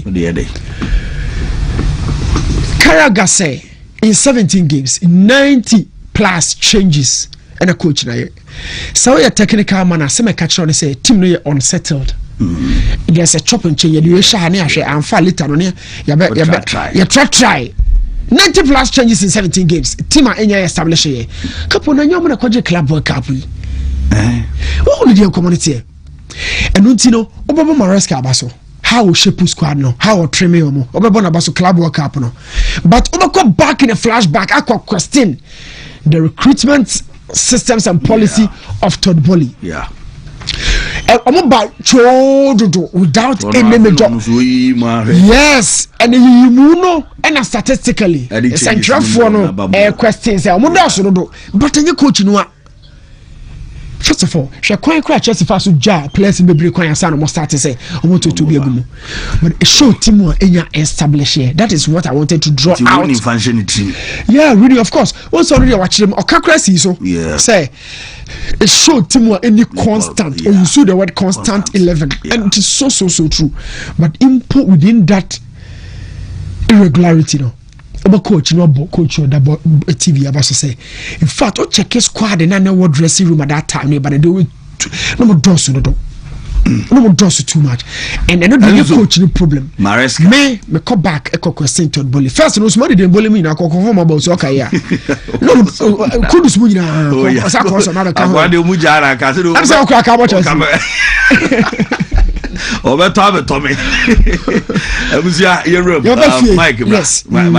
Well, Angola ne Argentina game. You see, football na so a game of 90 minutes. Yeah. Two teams nation no more no but the Thai football a cheat. Say a besha go against na say yedi be wie no ayana botaye bebre and a wechre and I say trimupo bebre and a wechre. In this Angola Argentina episode, it is clearly a case of sports washing. Now say born idea dodo na begia to say a kanye boom. Yeah. And then again it has become a certain platform you leverage your net to achieve your set objectives. Everyday popularity. Into ube huwa yasisi kenibu o mentemo no what my boys niska wa organize a community gala. Yeah. So boys nembo the person might have political ambitions. The next thing over who nipa stand the assembly member and also corporate MP. MP ni so we ni no person or they making sure so when ya a stronghold e was a constituency wana or you invest into such sporting initiatives a treat a dom de DHA. Nti bia na dwumadi anka say wo so di no onye no the enough. It fuels the passion of the followers of the game, and then they develop a certain affection and then support for Nipana or Shadi Enichi. So there have been several instances where football or sports you use as a tool to enhance or to enforce or to propagate a certain agenda. In this case, the official agenda ya stating is Angola for more marking almost 50th anniversary since independence from Portugal. Now ye perceive a shemweni munyamintende ye bo football match. I hope you get it. And under normal circumstances, any other African country could have surfaced. Oh, any Africa team be okay. Yeah. But why Lionel Messi? Why Argentina? Check the status of Argentina now. Argentina here at the forefront of the game of football globally. Omodasro and the rest are chasing them. So they are the best national football team. And Omo exploits Minti ama the whole world. Obia person who Argentina ball. 2, Lionel Messi. Arguably the greatest player this generation has seen. Sebani football. And one of the most revered sports athletes. So Messi and Argentina, Omoba Angola, positive. But why would the president want to pay top dollar to get Argentina and Messi on board? This is the explanation. So you'll be all follow politics, especially with Africa. João Lourenço has not been in the good books of the Angolans, especially right from June, July, Deba. Angola had this policy. There was an IMF so that a subsidized fuel at the moment. Now the government decided say IMF initiative na my fuel so the moment no almost scrap it. And so almost scrap here. CCN fuel no there will be no subsidized. Now say to so now because IMF can year fuel. And they increase fuel prices by 33%. Already the state of living obi awakwa Angola watna obe 1 week back at Angola netna den so obetna New York. Angola is a very expensive country to live in. So Angola. Yes, I'm telling you for a fact. Angola hotna den pa. And we did 12 million. Go so the explanation here. Okay. And the total for prices then Ubon say ebia Angola GPRT or more Angola taxi drivers union or more no master TTH. Okay, so, we in the meantime we in the news now. Yep. So it led to mass protests. I'm friend of the July 2025 Angolan protest. And we Angolan civil war if you are when the most deadliest public riot record in their history. Wow. Nipa 22 year, around 1,200 people were arrested. And then over hundreds of people got injured. Mass protests across board, not just in Luanda, across the other country, other cities. There was mass protests against Joao Lourenço. Starting July, the only was a BBC article from Israel campus on a reporting for the BBC from Luanda, 17th September. So July, August, September, it was until October. And it is not like they resolved the issue, but they use a security to crack down on protesters. Yes, it is the security for nation when you are, and it is a move and the mobile slow. Inti Timemu for the amendment thing. And nobody a minute the air bomb ho. And call my eye to more oil dear. I had day na oil boy day. So the president is not in the good books of the people. Wow. But you see, one way to amend his ways and then perhaps warm himself back into the heart of Angolans. A game way. Argentina. How much your ticket price is saying? You say $1. $1 no Angola. And you are 8 million tons you.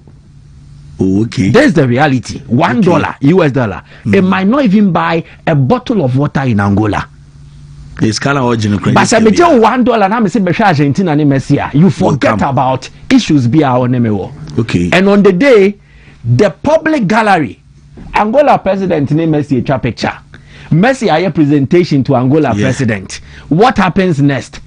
And the whole public and they are discussing Angola protest. When the protest happened, it gained international traction. International share they try Al Jazeera to a party, you know. Al Jazeera Troy, BBC Troy, and Asayni smart. Exactly. Now to make sure he appeals his image to the world and also polishing the image to the world to make it more appealing. Some of these images. So you will see it as Metria 12 million Mumra. But he thinks it that a big political message to sports wash maybe the atrocities his government has perpetrated in the last 3-4 months. And it's not the first time. Ghana, for example, 1969. And Ukraine 69 the NMPO. 62 Madrid the no mobile. In 1962. Okay. So what the historians know more when you check Accra. They will tell you that there was mass protest in Ghana. Okay. 62. You pass our phone the Google. Okay. 1962 political riots in Ghana. Students representative union, then the FNSRC student groups were protesting. Okay. Labor unions were protesting. 62 Nkrumah survived that Kulungugu bomb attack. The bomb attack was actually on the 1st of August 1962. Madrid Blasters boy 19th August 1962. 62 year Emuguma Kwame Nkrumah. Wow. And then from the sporting perspective, it was just a year after Saomate the real Republicans. And now Republicans know how almost fast your recruitment in here has play on nimbo by abefow fano. Okay. It is what led to Liberia player be boy a league ni be Modibo too. Okay. No boss second year Azakes. Now real Republicans say omo penomo and Azakes mempene. And they won't penny there. What Ohenijan did was relegate second year Azakes from your league, you know. No promoting second independence. Second independence was a club owned by the second in command of Kwame Nkrumah. So the mafia refused. Yeah, Madogo Moro and the Boreal Republicans. It became a big issue. So sporting wise, there were issues. Political wise, there were issues. So what did Nkrumah have to do? Madrid were the best club team then. And then they were even the best team then. Across the world, European champions, world champions, had some of the best players. Alfredo Di Stefano, Ferenc Puskás, Sadia. Let's bring them to Ghana. and omo call game even if they describe it as a winning and so catch Ghana Real Madrid. Exactly. So that was the sports washing of Nkrumah. Your politicians are smart too. Then in 74, you remember the famous boxing incident of George Foreman, Muhammad Ali, the rumble in the jungle. It was Zaire, Kinshasa. Yeah. Exactly. Again, Joseph Mobutu Sese Seko. Now when Mobutu came, there was a lot of political riots in DR Congo. Then Zaire, on the name in Zaire. I say he wanted to polish the name, the image of the country. In fact, Zaire no more as Paui, Algeria, Sudan. They had the third most populous country in terms of landmass. Wow. They had resources, they had everything. Mobutu made it a one-party state like Nkrumah wanted to do with Ghana. And in fact, it remained as such until 1997. During that time, Mobutu was very unpopular amongst a lot of people. Kabila nebetu Mobutu. Mebwa. Yeah. Good. Kabila Benya no 1997. Na Mobutu was saying right from the 70s no buy and 60s no buy and adeko. But what he did was that at that time, Zaire beje AFCON. They won the AFCON in 1968 and then in 1974 went to the World Cup in 1974. World Cup no person used to the polishing the image at the world stage. And I think Nico Goon and Mas and 9-0 year protest he needed to find another way. And it was to use boxing. At that time, the heavyweight boxing scene was the top. And the boxing heavyweight in the circle form. But then it was big, it was huge. And yes, George Foreman. On the undisputed heavyweight champion, WBA, WBC. Then the Ring magazine, Omo champion. He was undefeated, 45 to be Ambono. So Big George. Then Muhammad Ali had then become a symbol of hope for Black Africa. That time, Nana Muhammad Ali, he was the champion. But because US Army is here enlisted, Ali said, "Debi Vietnam War now more kono me nkubi enya papa." Mentia says obi mine so for Ali refused enlistment into the US military. Or more than court the taboo to tone and so, and they froze all his boxing licenses. State to be obekum jesi license my own. So Ali then as the champion after defeating Sonny Liston, then he had GBBF in him. So but in 1971 he was restored to fight professional boxing again. That time, no, I hear protests are called the world around colleges, speaking to inspire hope amongst Black Africans. And yes, I did 74. No, said George Foreman, so now Ali Swaba. Then let's bring the fight to Africa. In fact, it is the biggest event in terms of sports about Africa. Say Shadrach the way ne tosua flyer no.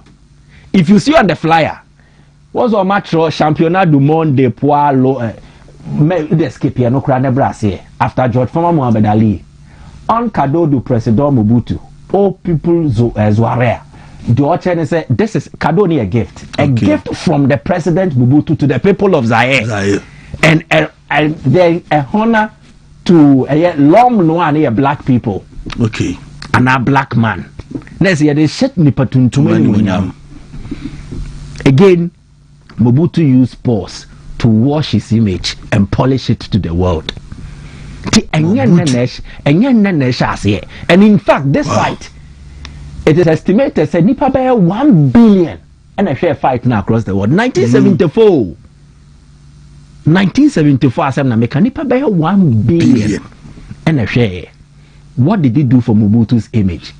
People saw him differently. The people love what they see. Not what they hear necessarily. Or better, a convincing more. And yes, Jean Lorenzo tapped into the archives. The Ebima Beya Koedikamfua Beya Africa leaders. No, Jean Lorenzo tapped into it and is using Messi and Argentina's image to polish himself to the world. Say he's not a beast, perhaps, or a monster. No, to say the moon. Again, it will fuel the passion of the people. The nipa ni hiani ina say Oba Stadium no we hu Messi obobo ebi Angola ni bia or a taxi driver no ye protest ni bi but for this act.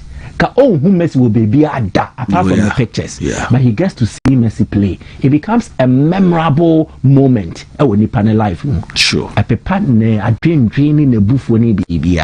So clearly, sports washing is real. The Saudi Arabia more, but in Africa it is different and a fair different angle where even presidents will have to directly involve themselves in organizing such initiatives. And Kroman Kasane far from fair Real Madrid. It wasn't Ohinijan. Again, Mobutu personally arranged things with Duncan. Again, Joao Lorenzo was directly involved in organizing this game because of what it means to them. And Historia. Wow.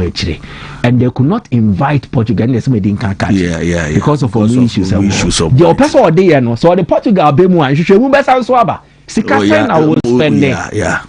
No accountability in any free or not. Away from that, the Africa be who China Yankopon ya adomo a. There you be in a free any ha. So Uncle Remo the Intercontinental Playoff World Cup qualifiers. Yeah. Fantu just China, dear Congo or Nigeria, the Obewi non qualify for World Cup in the year. Yeah. Obesanso akobo another playoff. Continental. Next year or Mexico. Yeah. And Sani who so qualify now qualify. Now the two teams. Now we are story about Wilfred Ndidi. Yeah. Almost the same. They are suspended or accumulation of cash. Into the name is Roma or Simen no. Say Wontumi more. Also Oshego no in Atadi. And I started tracking. Then I saw say he's safe. Okay. But then again, it puts him in jeopardy. Meaning so move away But if Osimhen receives another card, it means that the next playoffs, I'm sure they have. But the game proper, DR Congo team is built on strict defensive organization and then utilization of set pieces. Quite almost fast they share Cameroon Now we hear story about Axel Tuanzebe. Yeah. So 6 matches our Boama Congo they don't lose. Sure. Adentia. So our honor more their shape is different. Okay. They set up mostly with a 5 back and the 3 main central defenders near Mutusami, Tuanzebe, and Mbemba. Omumiensano na sa Mutusami no kra na Mbemba ne ye omube bobuga. Now the Tuanzebe beka ho. So it is difficult to break them up. So building omu team no Sebastian Desabre or building a team no on that foundation. Now they decide to stock their midfield, the players who can hold on to the ball and are also strong. Noah Sadiq was Sunderland, Yeah. He's part of their midfielders, and then they make sure say are solid. Then they will feed the attack. Attack na they one more team train Terry Bongonda, but they don't really trust on that. Or more trust ni na set pieces, corner kicks, free kicks, because they have the men to attack. Tuanzebe. And then Chancellor member and they the main guys into share picture where from set pieces. Then Nigeria's game a more of direct approach and then thriving on chaos. Nigeria nyabo na players or one tea or more possessive oriented side say jebo na bo papa yeah na speed Moses Simon Adimola Lukman Samuel Chukwueze Chidore Eduke Obi a direct speed because your door when him now goes he thrives on that. Osimhen and survive with team one. Omobon papa omo possessions are he has a bobon to the so against the DR Congo team one be mouse space. Now I be true me they are attacking I am very curious as to how Nigeria settles and plays such a game. Okay. I am very crucial.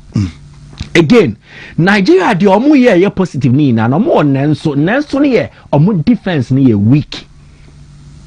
I don't remember the last time Nigeria kept a clean sheet. Omu ni beni na wie say. Omu consider. Let check it throughout the qualifiers. Clean sheet percentage or ratio Nigeria keeping maybe about less than 30% in all their games. They were conceding goals for fun. Omu ni a strong defense. Okay, 4-0. 4-0. So that will be almost first clean sheet in maybe almost last 5 matches or so. Yeah. So Nigeria were a defense that is not really solid. against a DR Congolese team, we are very deadly in set piece situations. Okay. I think it's very crucial. Nigeria advantage or one, the deep squad. Okay. So Ankoya, Metinyas the same the way aba. So their personalities and the main driving element. DR Congo have consistency and then they have a strong base in terms of defense. Okay. And that is also something they believe they can use to upset the Nigerians. But I think if DR Congo is very wasteful, Nigeria will punish them. Okay. Nigeria will punish them. But a game where they are very cagey, tight. Cameroon DR Congo do not be surprised. In fact, Nigeria for. So Osimhen is a fine player. I would love him to play at the World Cup. But Capo game maybe a upset via Bemua. Do not be surprised. My heart is for Nigeria. But in reality, what is on paper means that I was saying Nigeria Bob Bro Bosso to get a result against DR Congo. So I will want to favor DR Congo. I don't care what the bookies think. Maybe you GDA say Congo. DR Congo no. If they're able to exert themselves and play, they will take the fight to Nigeria and the number qualify Nigeria's expense. Mate,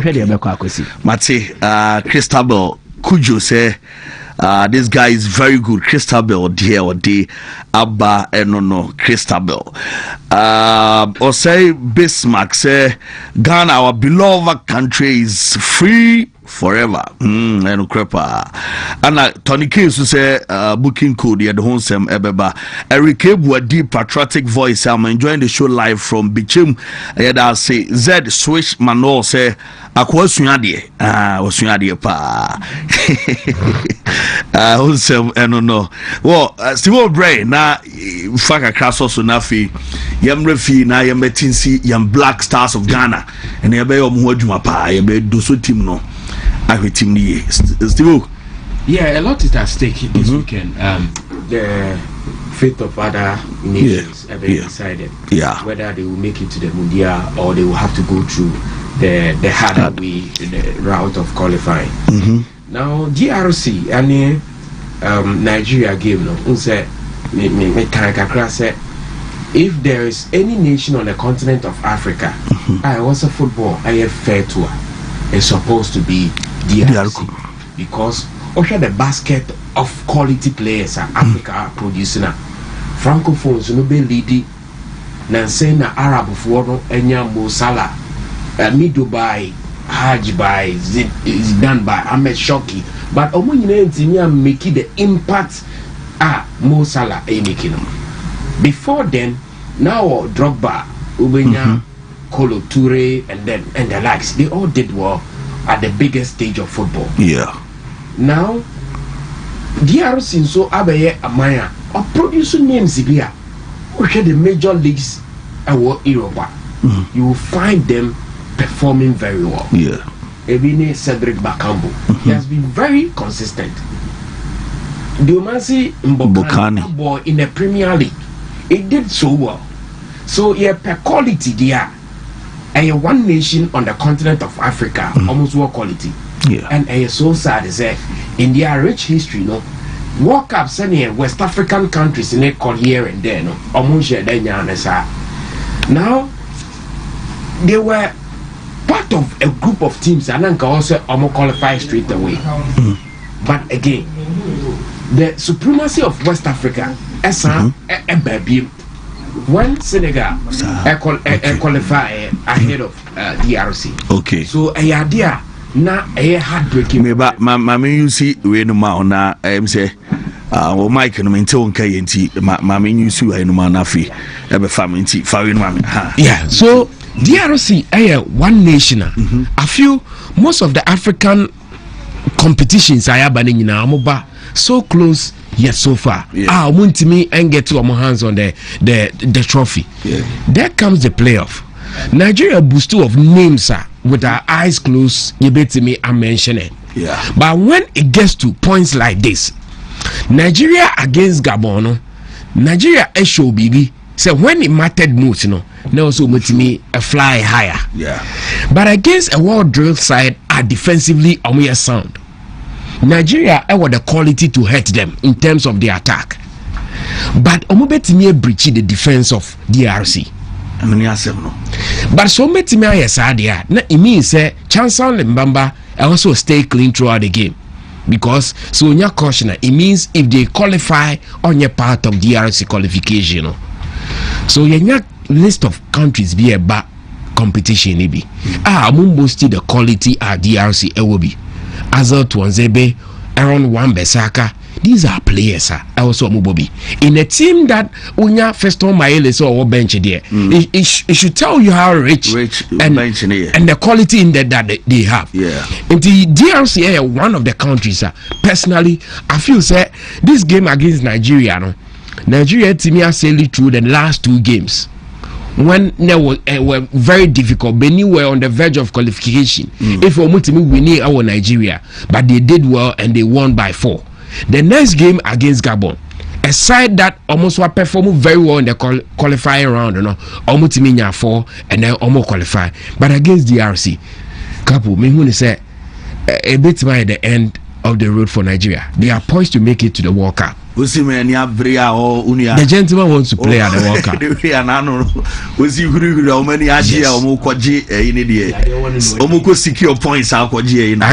DRC, you're different. Fate or Congo team. Yes. Say, Omaye perennial underachievers for a very long time. Yeah.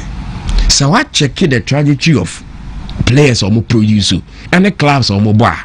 Then you ask yourself, say, even when TP Mazembe, now you're strong, no? Yeah.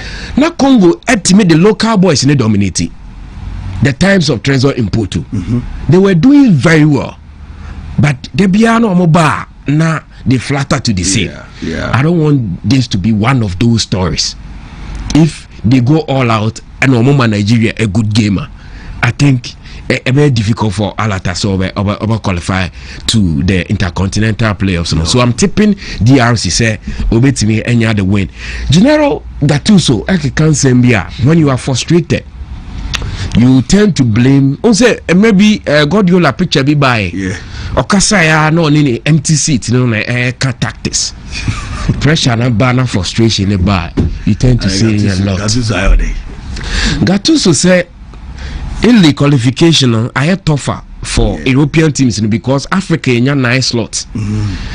On 1980s and the 94, no, say now Africa the 2 pen about World Cup, no. Say the numbers na add also, and until they are struggling. No, cause I mean say, yes, they are on the verge of missing the 3rd World Cup in succession. 2018 Sweden. Playoffs, Sweden, Esho, 2022, and not Macedonia. And so yes, also about playoffs. Now, in a group with Moldova and then Norway, and I think Austria also, and so that the same group. Now they played on Thursday in the group now. Already Haaland team new and they are scoring for fun. So Europe no, change. The tiebreaker, no, the lead tiebreaker, Europe, no, the number of goals I will share, and you're head to head. So in the 18 points, and normally Norway never the last game. Some better qualify. If they win, they move to 21 points. But don't share the goal difference now. In the last game against Moldova, no, they needed to score 9 goals. Interestingly, our first goal by the 88th minute. So Gattuso. Yes, Gattuso no consensus no. As a result of many and as most European underdogs now, almost your game no, and your quality a drew level be. And England so continuously declining. So Sankaya call any award scheme be a podium be a Anye Biano, you will get an Italian representation. Say you call any award program Bia or Europa, Italy, and among Omaya Yebo plays in Juventus, AC Milan, and the giants they used to be. So clubs na wo mukromu hona strength na ba form and a ripple effect on the Italian national team. They are not boasting of the qualities. In TNA, the Holland no. Now can you expect an Italian striker say, that numbers, no? But no way. A less fancied side. And they are on road to repeat an equal idea Iceland our bar World Cup maybe. So Norway can afford to lose by 3-0. Still they will qualify for the World Cup. I don't know Jano Adwin. The saddest part is say so free have no combo playoffs now. Either Sweden or not Macedonia. No bet me Asenyon. These are potential teams obet me essential. So Italy decline. It has nothing to do with the numbers of Africa they by World Cup no. But it has everything to do with Italian football and the state of war. They are not the side that they used to be. They boast 4 World Cup trophies. We Brazil, what about Italy, what about Germany? Now to Germany and Slovakia. Last hour. Yes. So game when and they head to head now. They can afford to say force for a draw because in the first league they beat Germany 2-0. Okay, a drawn game, Mamungo. Look at the points so far. Slovakia. Because of goals, not head to head anymore. And goals they pick who qualifies. Sure. So most of the teams are back. The transformation are immense. The entire Germany air struggles is in the say. Omo under Julian Nagelsmann. Omo shede womo sa. Yeah. So when a crucial game, Germany. Look at the points accumulation. It is almost sure more. Germany will not qualify for the World Cup via group the automatic qualification. In a group with Luxembourg, Northern Ireland. And yes, smooth sailing for Germany. Now, share the cathedrals of the World Cup. Italy, Brazil, Germany, Uruguay, Argentina. These are the nations I'll be moving. That is the difficulty Germany facing. Until all your fixtures and any the niggas man cannot or sense danger in this game. And yeah, easy. Send here Alexander Salo. Any no way. Any Holland, I do more qualified equally. Slovakia can spring up a surprise.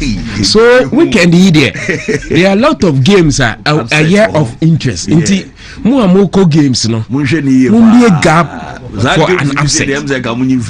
Yes. Slovakia, Germany, yes.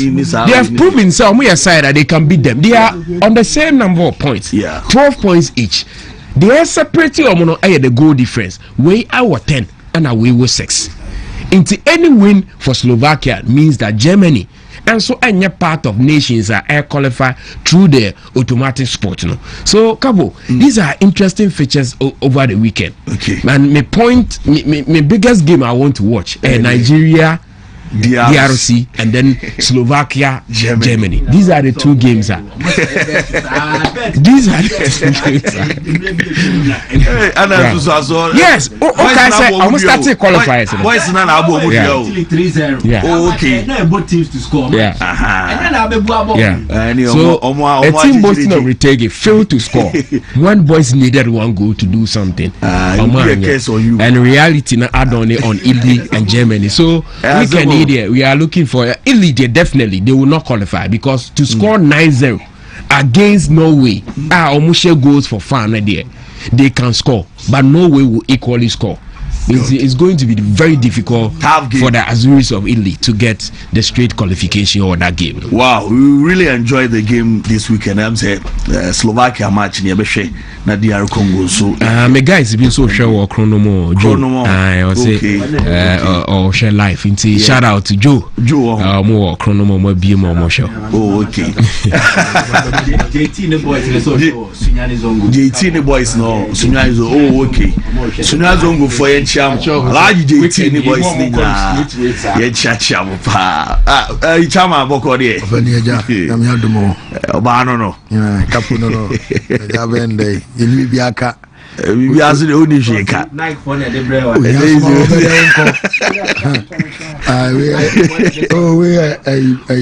askwa askwa de okay Nike socks askwa de Nike sesa no ka Etibla, sir. PP garlic mixture say young country for you. I say, Etimo, I don't know, I don't know, woman, yet I'm a Jimana call. No, Massa, I don't know. It's a show. Like you will say, you know,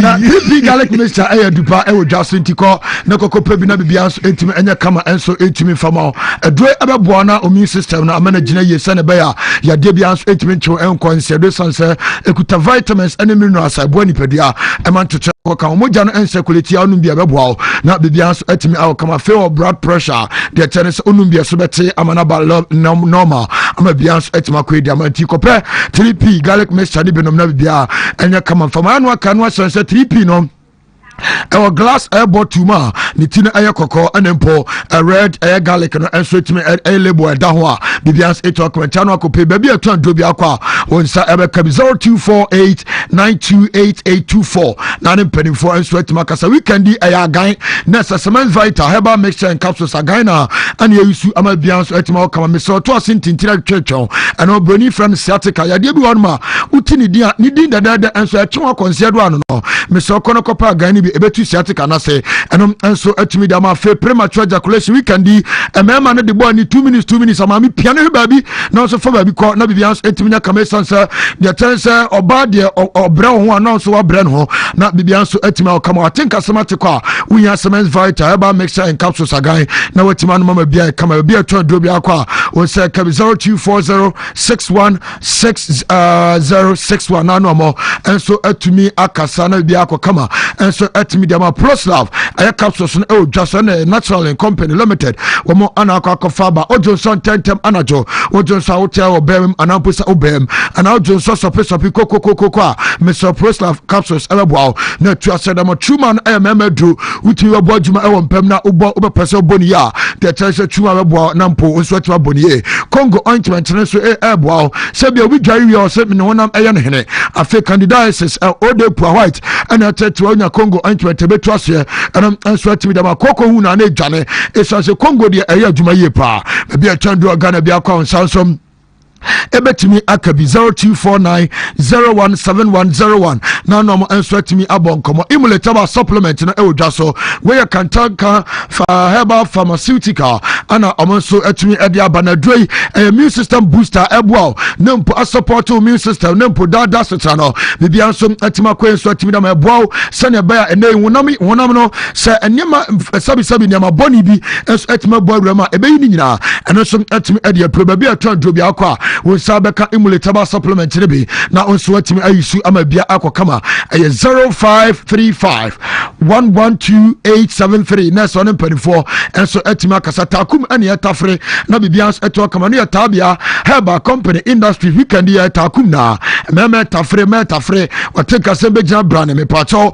obana untimi ne enhia ye emanyama nkoye no obabu on ma onene dodo ot se du foche ono onka no ono anya je wona nka wanya chede dabi and I think asem no baby e wona wachiri etokopata takum ni bi ntafre na bibia etim kwa kama enfama enu atitabia ba mixture e odwaso malaria fever jaundice enu ati menstrual disorders ena hawa okope na se tabia ba mixture ni bi ma bibia be kokama enam enso atumi da ma tabia ba capsules no makato sesisi ade a e free anamposa ayam team esa kanwa enu free koko a enu so de abra ni na no ebetu ase so atumi de ma baby atwanjo Ghana bia kwa we sans ebetia kabo wi putu aja kumasi Lake Road eho ania wa ye boy sese 0243686861 na so ne mpanifo enso atumi abon komo na bibia enso atumi ay kama yenhie nsam na se FM Free the Black Stars of Ghana akache enra ana the tennis the Black Stars of Ghana kobo game editia Japan Japan try kamienu a yenso yantumi antena right after the game coach Otto Addo enso edi komo kakra over 2-0 loser yenso yatumi nya editia omaya ne di enso Japan yentie sama opanya ne di enso so de Otto Addo edi tuja after say lose 2-0. Team played well. We knew that they were very, very good in transitions. So it was important for us not to lose the ball whilst we're building up. Their counter pressing is very good. And it annoys me a little bit that we did this mistake to lose the ball in the build-up. And we know that they're very fast. Once they win the ball, The strikers are very, very fast in executing and good runs.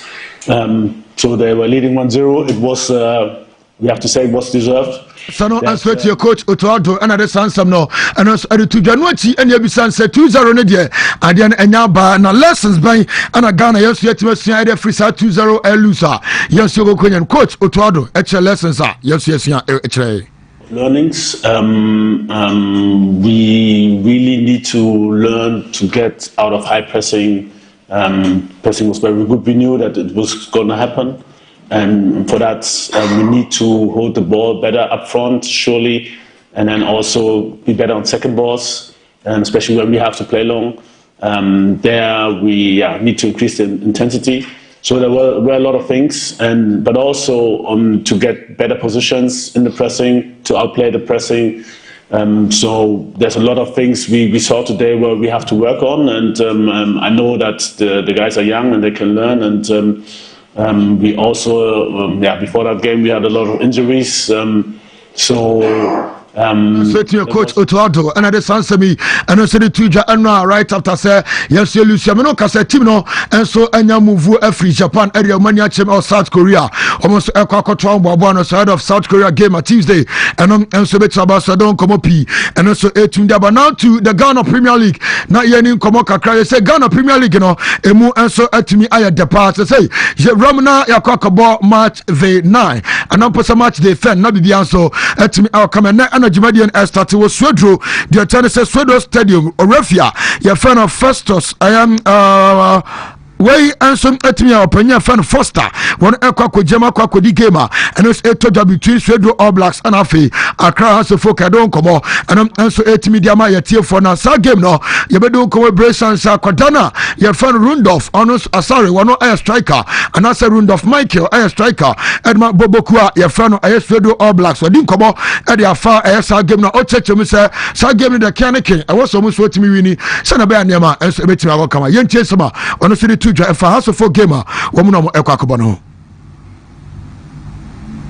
If you look at the game we played against Samatex, it was a very good game for us. I said that it was a learning curve for us, and tactically we were good. It was just unfortunate that we lost that game. So this week we are preparing very well for the game against Accra Asufo, which is this coming Saturday. The boys are poised, the boys are putting in their all, we are putting in our shift to make sure that we are ready and we are perfect and fit for the game this Saturday. Answer to your command from Sweating Benochi, Masao Didi Dramani, head coach, Yabisana, sir coach. So far, also folk team no injuries, bang and all, and Yama Ban and Yama Ban and a touchwa, like a Mudiko game women, and Manyaman Sweating Co. Church injuries no more. Players are Epira, any players are Abba, at a train. Coach Didi Dramani, Ekasai.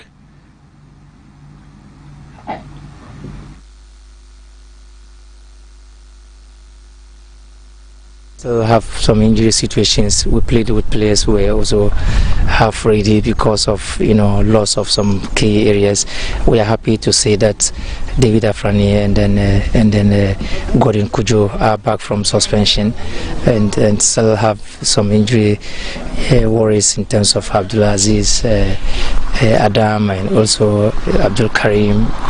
And also Raphael Amponsa, and so these are some of the worrying injury situations, and Amankwa is still not fully ready, even though he's training, and we need to measure and see those who are fully ready and can stay with the team for longer. Saudi Dramani Nakache and so team about Ramna Sunday games no Jenin Komoka Kranya Doma Sunday games in Airbus Dreams Sapsi and Never United or Tuba AstroTurf no so Refia Fan Franklin Akumate and Abakakodi Sa game na Mantotiano and so Atimi Akwakamenwachi the Atene Urama games outdoor and so Betima Twaso Amantotiano and so to Akuma Santi Kotoko Ebo Diana Stars Bobo Kono Babaya Sports pediatrician Dr.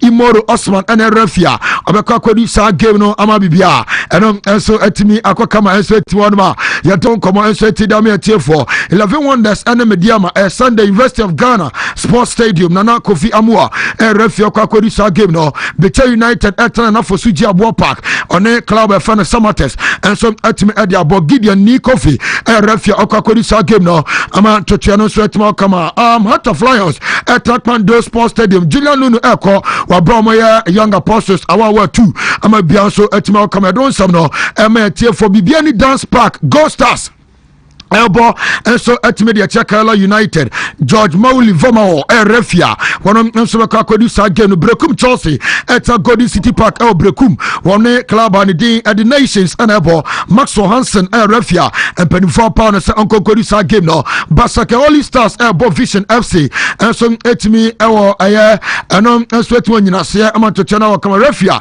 your friend Chieflos Anchi Nessa Sechi and Kakodi Sagem no Amatochana and so Etimi Agwakama SMP and etimi dia live on the show na eguso ayaka sansam no kotoko game no and so ebeta bas coach and the and so the Abdul Karim Zito esere ewiase de nokre ne kan ayeba akopɛ nokre edepa o ma bre pa de o ma bre pa because we share nano Sunday obo game akwakobo game asetia Vision FC o ma be du anso so a de cha ne se o ma se ye training ahead of otena game on be bonti bre pa de obetu akase team no abre pa best to manage the boys.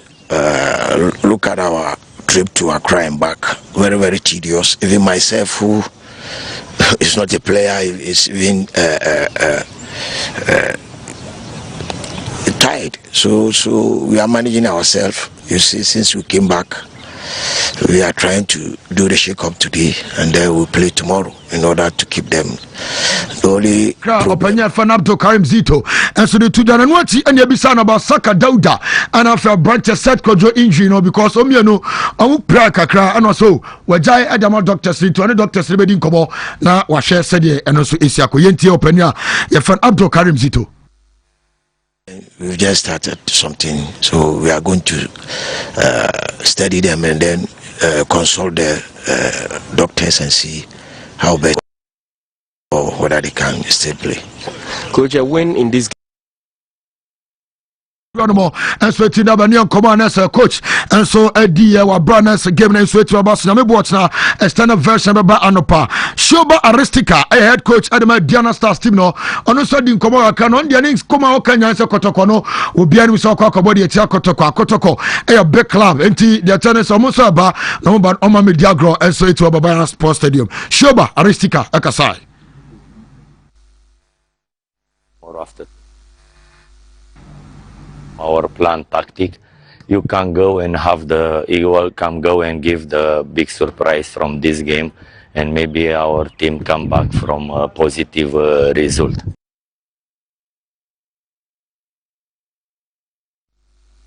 Okay, Nessa no kakre from man so etimi da banana mankwa enso etimi head coach Adama Diana Anamposa club fan Bibiani Go Stars. Na mankwa so ebisa na banana mankwa say preparation no sanity ahead of omu game omu Kayala United. Enso AC akwakobo na mankwa enso cheche nsem sei ade try. Every week bia nipa siesie no ho. Ye besi bia no wo di bitu ochi ese ohwe wakwan mu. Na ma anko yie ne wasiesie. Now I prepare towards another game. And this week, so I shall say, "Nay, Fiada." And everything a channel we ya home boy now. Dance park, yeah, there be a Yamia dominate supporters, no, or modern Montino. And my players no crunch, say, but a mobile home gamer. And the young see na, yeah, my knee and Libra. Nam say, call lose the other game, Montino. A share corrections I obey any mistakes I may lose ya. Let's say. This game we yetimi ema ye supporters na so energy wa bra ye betimi edi nkunim kakra coach and the adena na mankwari tu jana nana mukokobo against Holy Stars yete se plus bi prepra malaria chichi bi anya jade weekend so sanity ebi won tom omo ba na ebi so se kwa na nana mankwa cheche injury situation Go Stars and swear the tray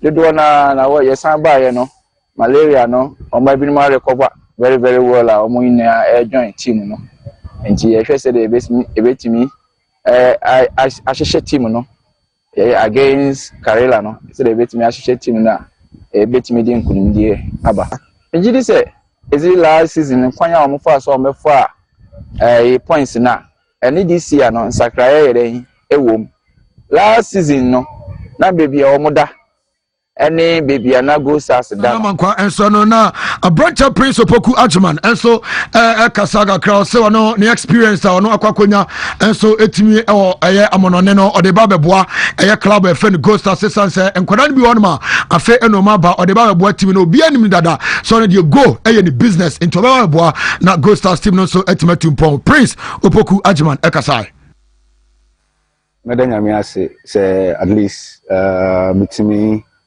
if we go stars two kind na masanya konya saba go stars I think me buy na on my champions so me so madika crime because outside no and me so me say me the bebo team no ama team no so anya nto ma prefer na say impo the last year team ni ye no me so me so me the experience kakra e konya outside me so me the bebo na team let me akona team any age say metimi asa so poku ajman and the sang semi and so etimedi tu jadon komo pi as etidami atiefo na unim sa club ya fan Basakoli Stars ebo ade atia Vision FC coach Rush Musa enso di komo kakra na opani no di komo odi komo breche chense Musa omawini na kakra bibia so ebetimi agokama dia mo yentie no Vianney Gold Stars in the Ghana Premier League and also the first win in Ghana Premier League this season, so the reaction is very, very good. We played Vision FC last season home and away, and also this season during the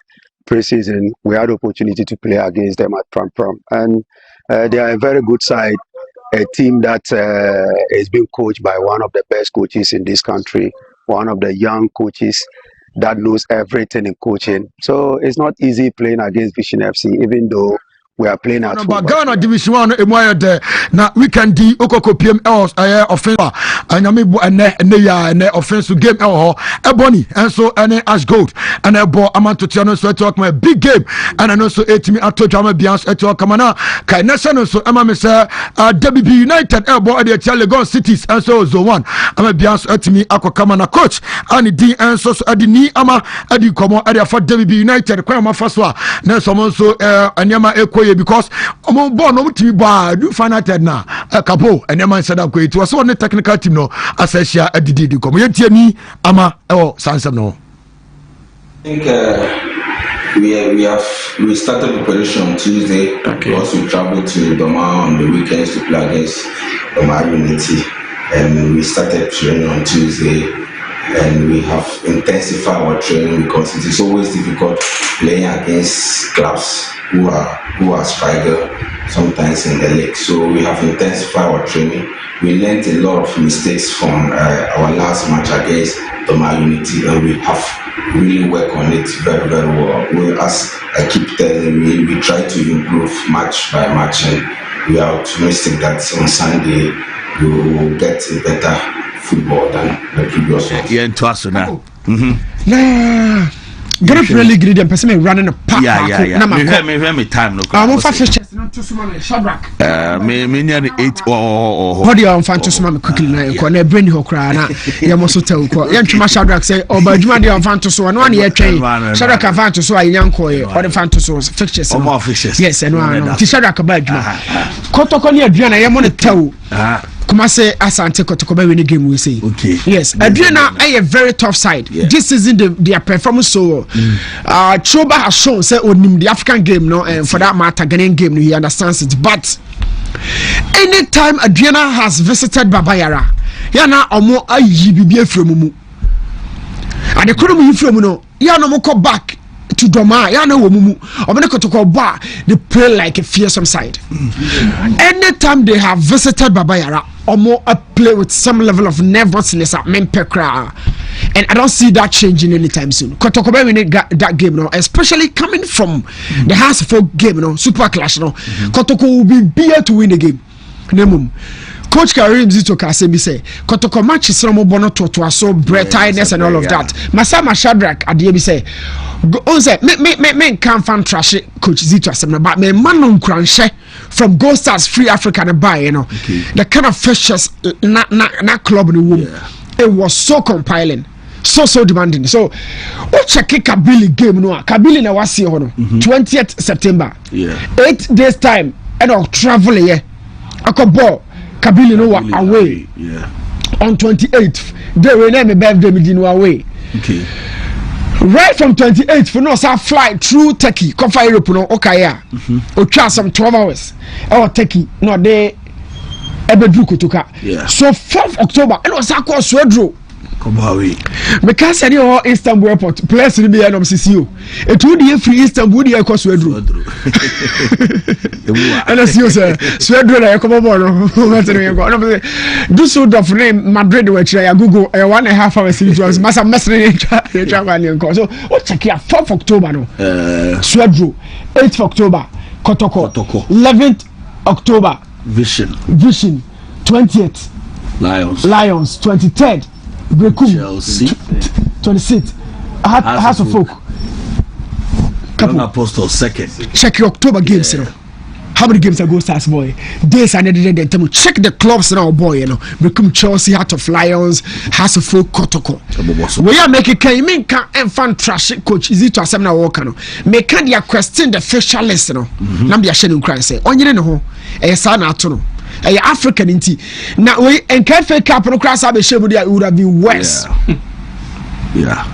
It's Coach Zito, please. We are champion coach. Men complain. For sure, one na sana go start to fall work kru. Yet me navigate stress in about do say. And I know Kotoko Chemo has say. I am very stressful. The all can go through because I jai kasa no nefra so yejubano.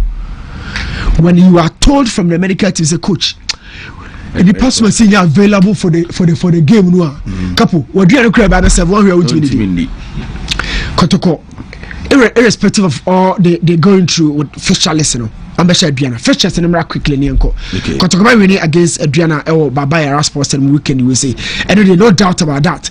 Away from that Bechem United and the Samatex Bechem in the host game we say make up for double chance for Bechem United at all ball fee win or draw for them. Heart of Lions the Bechem Young Apostles Heart of Lions Apostles go South Bechem Carella become Chelsea Nations a crack game. Become Chelsea and call all attacking faces in Capo. I am telling you, say nation like a draw. Nations, despite see who almost saw me attacking side, you know, I won't conquer BM by virtue of the coach. Coach from Paul Manson conquer BM Gidi say, Yenny nations near about 4-4-2, 4-3-3, not whatever. Every system will be put to against Become Chelsea, no, about defensive attributes. If the Become say, in fact, of course, they would have to score 2 or more. Or show one nation better can man 1-1. One should go a nation should go. So let's hear winning game na Capo. Become Chelsea 40 2 or more goals any between nations. Or show one nations better can. Basaka vision, yes, course I'm about to. Basaka vision, I'm more ball Basaka. Basaka be winning sa game no. Dreams any hoy. Pa hoy for the ball no more bono. Dreams are very careful. Or maybe 1 point to the accord. I'll be going for a draw in that game, but Mediama back or share wonders. Name with a caution. Okay. Because Coach Tanko epe an idea be say, and yet away a me cointy and a me could defend who I'm a place and I pray. He's established an attacking idea. Our boys the bomb motomo. So obit say wonders there. I think about all out, but it shouldn't be all out. Unrespected certain shapes, especially without the ball. The shape of the defender on Shani or share game a Carella de Mano or North Noir. Similar Fenena wonders ebebo. So men pass over possession pepa. Now what committing more space behind the line or a bassa pressure medium. So Coach Tanko is winning that game, but or more with a bit of caution. Away from that game, but be another person may share all blacks and a house of folk game.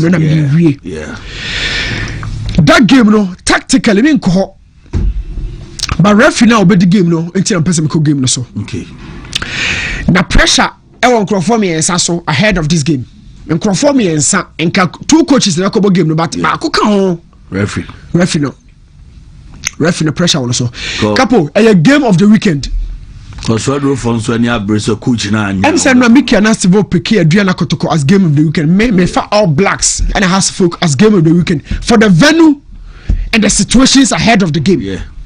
Has folk lose. Now Ahmed Fati on the edge of his job for All Blacks. Yeah. He's one of the best coaches in the league room by the ability of what he knows, you know. Yeah. He's one of the best coaches. But virtue of the who say in the pressure on so. Or by and establish a side on me a pass process. In fact, many nations you will love it. All possession become just a 3-0 or Swedru. But some possession ain't to the Dramani. And he did lose against Kotoko, another coach or under pressure. Imagine Didi losing a second consecutive game. This is it. But so is in crying commercial and in a way. It's a big game Didi Dramani. Oh, lose to a pressure not 10 cry. Now the person do really say pressure from coach Didi, pressure from coach Ahmed Fati, and the pressure from Swedro fans, errors basically game back where by discussing Mondays and some Messi Simbako a has game no. For Sebastian is my good friend. I am talking to for Sebastian. Swedro supporters no many abre. If you can't coordinate so well with your lines and start talking to them. Yeah. What decision no more late, no more decision for to tell you. I'm not confused. Swedro for them come could do game no control. Talk to assistant for so when they are coordinating, they are assisting you. I'm more insisting. Lines to be on one person control center. They confuse them. Who be blame me? Did bonachi. Capo, and I've told you, say, I analyze over more than 1,005 games. All Ghana Premier League. If you want game, who say now line on. If you want Michelle Cram say this, you know how center no. Man can no kotoko dey see actually. Man say can mukwala dey obesho baba yara. Call and say Jebo na work on a line friend. Call and say no way my Jerry. Please for Sebastians. Odo who say give the pressure be wom. Be yourself. Okay. Be yourself first. Be yourself. Na me dey tell me your brother say every error bia no ya na a bad such games no on say a small club and a big club na ekobo ya na a quote small club no na unfortunately for first game no a cost of small club no home saka e bonu akra na first e kodi akame nkasa be break mawie but Swedro nti first a won phone so bia o Swedro for no amantwa so kodi game no di clean na ko ba bi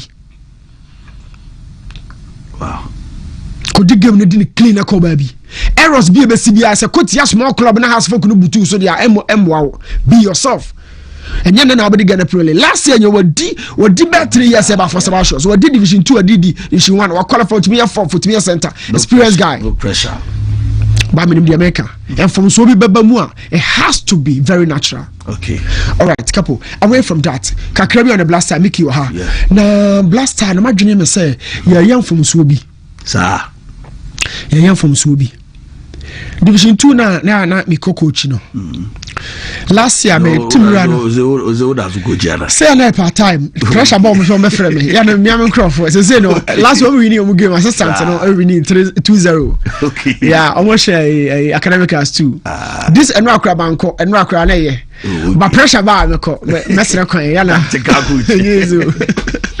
what we say boy be free Ivory Coast by a friend no French for boys say buy your teams no be afro be monami na monami no me who say oye din ya say on tumi fa no ho nhye team no ye kasa ne ka ho and na say ya na kom so wo mu kakra wodim division 2 Ghana ha na so be free Ivory Coast aba it is happy appear ni nyina no na won tumi nhye team no mu then I found out say me ko trainer ye ne tori bia me timi ni di after adwumanti me dia ni sika no me kwa na ma friend no na me ni di nkomo na ma de ne dia ma no susu di sa na me catch ne say team no mu fo no players no oni omu gini di but me person starting the game back sanko ya mesoso be blame say ona make decision and to mama who training grounds throughout the training no dama say Capo and I felt the happiness in the boy ojoba catch say take everybody on we mistake no be kan ya you say men kasa don't change words on the field just focus on the game we lose the ball start pressure him catch now this season no and now no 2 goals no I sit back on share back wow if any money me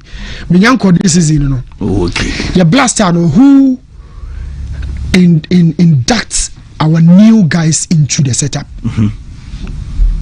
who bridges the gap between the new guys and the old guys.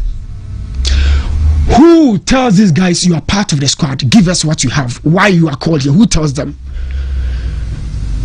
Make coronations. Razak Simpson. I have this interview on my TikTok. My friend, I'm in command. I'm friend of Razak. Mama, just tell me. Not so nation. So Dr. Kobe Papa. I'm in Kasaka Krano Tenamenche. I'm say camera you on. Blaster camp. When you play about room first. I say Jordan and you don't so can say. Also ban or catch him say Hana Mabano. Mama Chimo Bia. My bad for me I should play my heart out. Now my bag a song for me. I'm in Komachibim. Wow. A week before I call up on a buy now, and I'm afraid, and I'm saying, no shut me now, Becono. No, me didn't share 101. I dear how man for the say. About senior, senior, oh, senior. I've been watching you. How Brazil. And Razak. Say Jordan Fabon or phone, Minister Sal for tackle. Go quick and clean. Take the ball out. The poor boy. Yes. Show the coach at the training grounds, the senior players, you tackle everybody on equal length. Your poor boy. Those seniors now tackle them. I'm going to come first. I'm telling you. But in the game, they are I'm on Chima. And Mamuna shake you. Your poor game, those guys around Charlie. We had always on my account for. No, Razak just or phone so no damas. And or come by and I'm here interview. No, or Casa Jordan and I'm saying, oh, so captain a buy. Then he did a good job. So Razak call, you know. Your new boys now from one bubble blaster and say, you know, couple facha me. Or mobile born no sebe. How? So won't feel it being part of the team. When was the last time I hear Ghana call up? Your man play be the chance to play. Our den who Jin who pay. Your poor boy will be able to do. And who has been that player? Your tell rumor your free will be call Beba, your man for move free way, move free way, boys mean now about finally after match. New guys like Mudino. Who has been that one guy and the household name? Oh, be able. Those new guys, you know. They be a Calabrian. Nigeria game the second half. Yeah. After so many places Kamadino. So you be Kakra. Anna Bonsubano. Kwesizi Bonzo. At least the second game, no. The second game, no. So that's why you be Kakra Magana for. The outing has been very, very low. Yeah. It's been subpar. Masha Senegal Brazil friendly match. Masha Senegal England friendly match. Look, we have players that are mobile ball Europe day in day out. Many boys we are in a ball hole. Yeah. But look, about the blaster Jesse Noir, there's an extra load to be. Look at Inaki. Yeah. An extra weight. Then somebody has to tell them, say, forget about that weight. And actually, weight to one so bad they are the mood to do. I have me all. And you don't go, makes me a kumachisa. Majida Shimeru. Even some of your crowd about Shadow Bond multinational blaster. Yeah, difference in the doors. What? Me say leave say do more. Ellie no you glimpse. Pressure no. Who's the pressure? Team no. We haven't seen these guys anymore. And I trust from a new players and from the couple. I'm telling you, Baby Jet, Sule, Sevenapia. Omajuma aya na omoye de boa players no. I know say behind the scenes so there be a picture craba who Baby Jet ni. Kulisumone ade. Couple. Sajuma no ma omo ignore. Sajuma no ma omo ignore. Because of more boys on that. Boys in a bubble. Look, Japan born on 7 year to Adun Kwajmo. And you're born a players and the case, yeah, Kwakobama, coach, relax my Nibia. No, Japan. First of all, opponent for who crown two super bracer. Messi no, Mickey, Angola game, the Capo, Angola game, we saw them. Yeah. We saw them. I've seen Senegal, England. I've seen Senegal, Brazil. And you who Senegal, Brazil. Who said Brazil for players and now yeah. I'm making Capo. Yeah. We've lost that spirit. Germany 2006, your first game in a check. Oh, team. Set on a check on it. Net ved money, cola money, Peter check. I feel what TSC come over. But what do you say? Check that game. no no can when you body and you technical na make on and you tactical na make on. It's about wanting to play for the JC. They played with fear. So why that fear? As a big mistake, I'm gonna fuck and I umusa. Gonna focus. Hey, I'm in trouble, Davy. Anxiety. Sule, Essien, a moment for the no Antoniana Rabi Momo, a free aqua, Wakasu. I dear Bakuna home and your day. Yeah.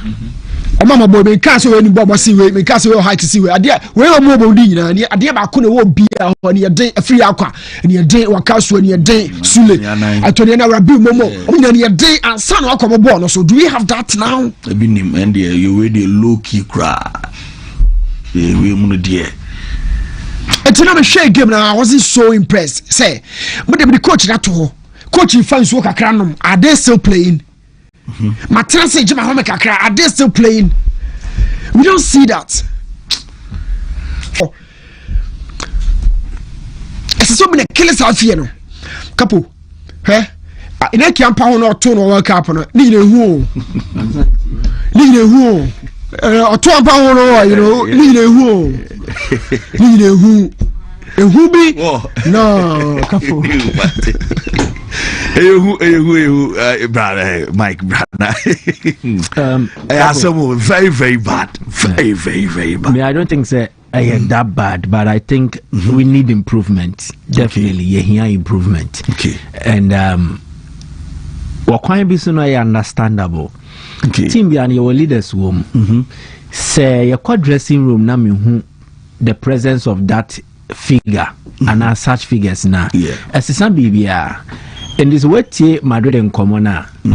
Almost this season, Adiaba Kwa players never break this at home. A lack of a leader in the dressing room to calm tensions, obi war qualms, concerns into the Vinny Junior. Nanka senior figure be Modric Cruz. Hey, Debbie, yeah. You see, at times the leadership when unyaya ebwa. Unfortunately for us, minim ohana me concern so. As a year through friendly games be saying I am not withdrawals in the doors pa. I don't know if I just by sheer coincidence. Jordan and Miamba. Yeah. Jiku and Miamba. Kudus. Salisu no fit. Anuka then come in fanning can leaders but you could defense. Partey middle. Jordan attack. Now the Kudus account. These 4 players have become symbols of the current Black Stars and then the resurgence they are in. Senyor Mekwe yeah. Nasi yakasa Ghana oh yeah dear bobo ye wini ya. Sa players ya body. Anya shene mu ba ku bi bewom. Enti hwe World Cup qualifies. Ye bowie na de wa je Ghana si ne koko so a wa bobo no dodo pa in terms of output. Ye Jordan 7 goals 7 assists. Oh you see ye ne Chad game na ye koboy a ye consider na jukuni ho. After Jikuaba, Yene Mali, Shady see. So their presence alone are able to influence the kind of mood that was dressing room to be very positive. Yeah. Anna a day a year a honkebi a be ratting.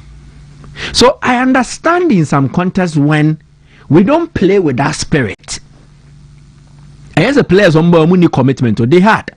By you some invitations, he born is say Hana yem shisham kwa inti am I lose your sense of judgment. Yeah. They oh you lose ball, calm down.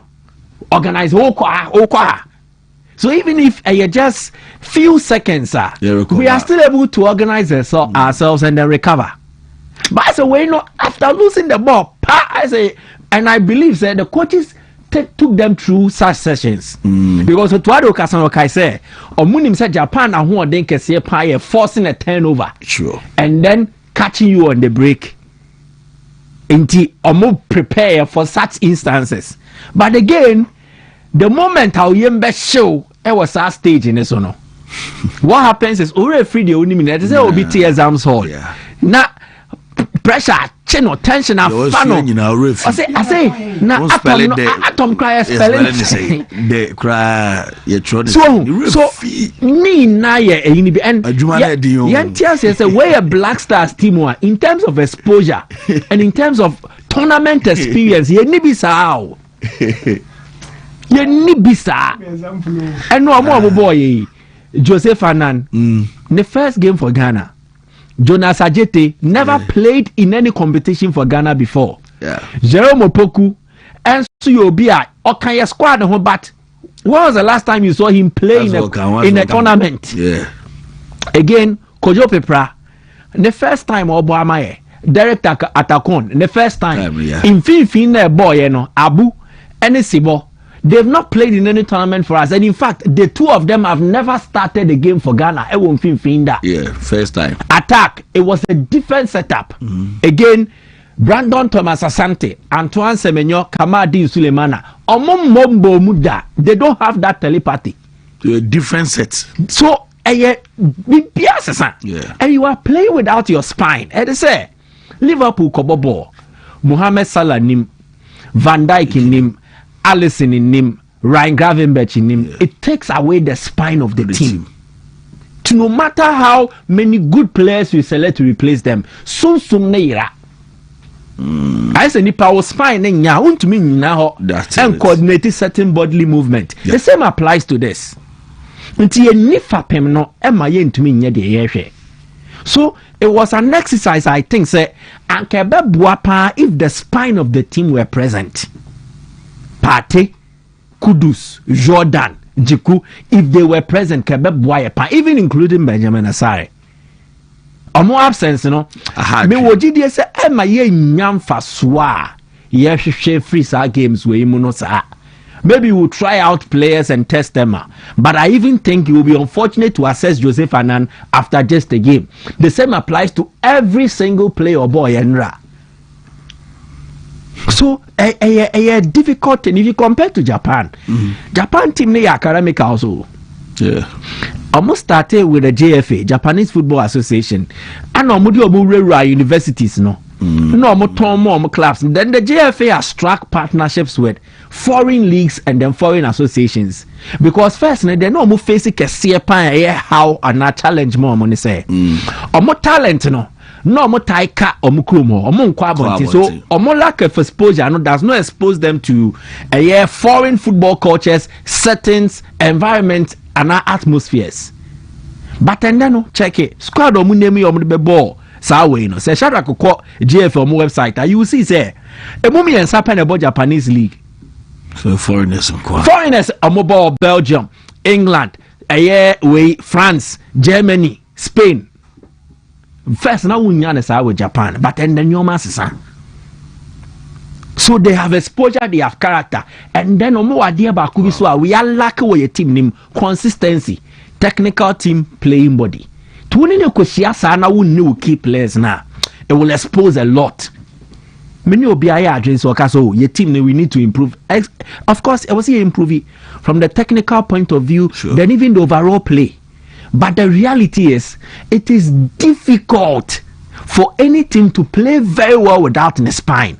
Just as Nipa, so spine, unya issues are affect a lot of things. I am very sad for Francis Abu. It is looking like a history. Say, as we approach any World Cup tournament, 2006, I want to know who missed it through injury.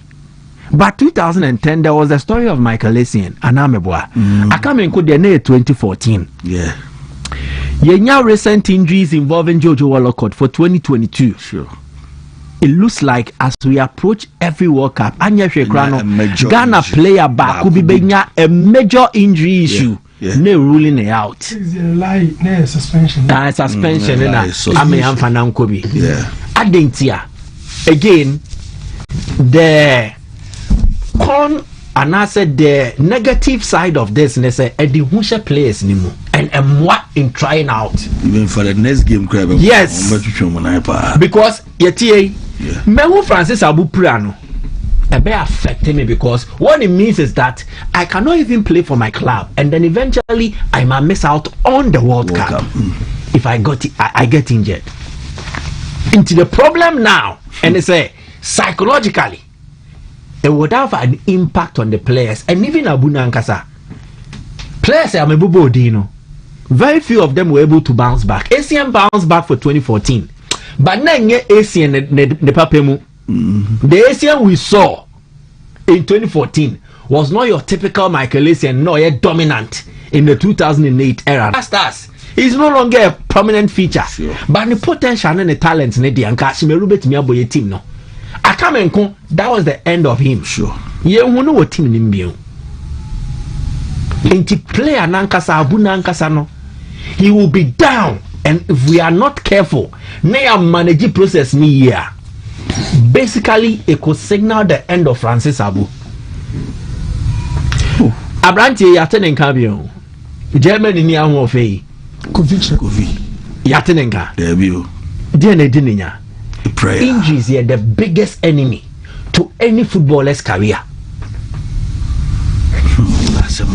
I am very, very sad for Francis Abu, but then again, I fear, as regards the reaction of the other teammates in subsequent games.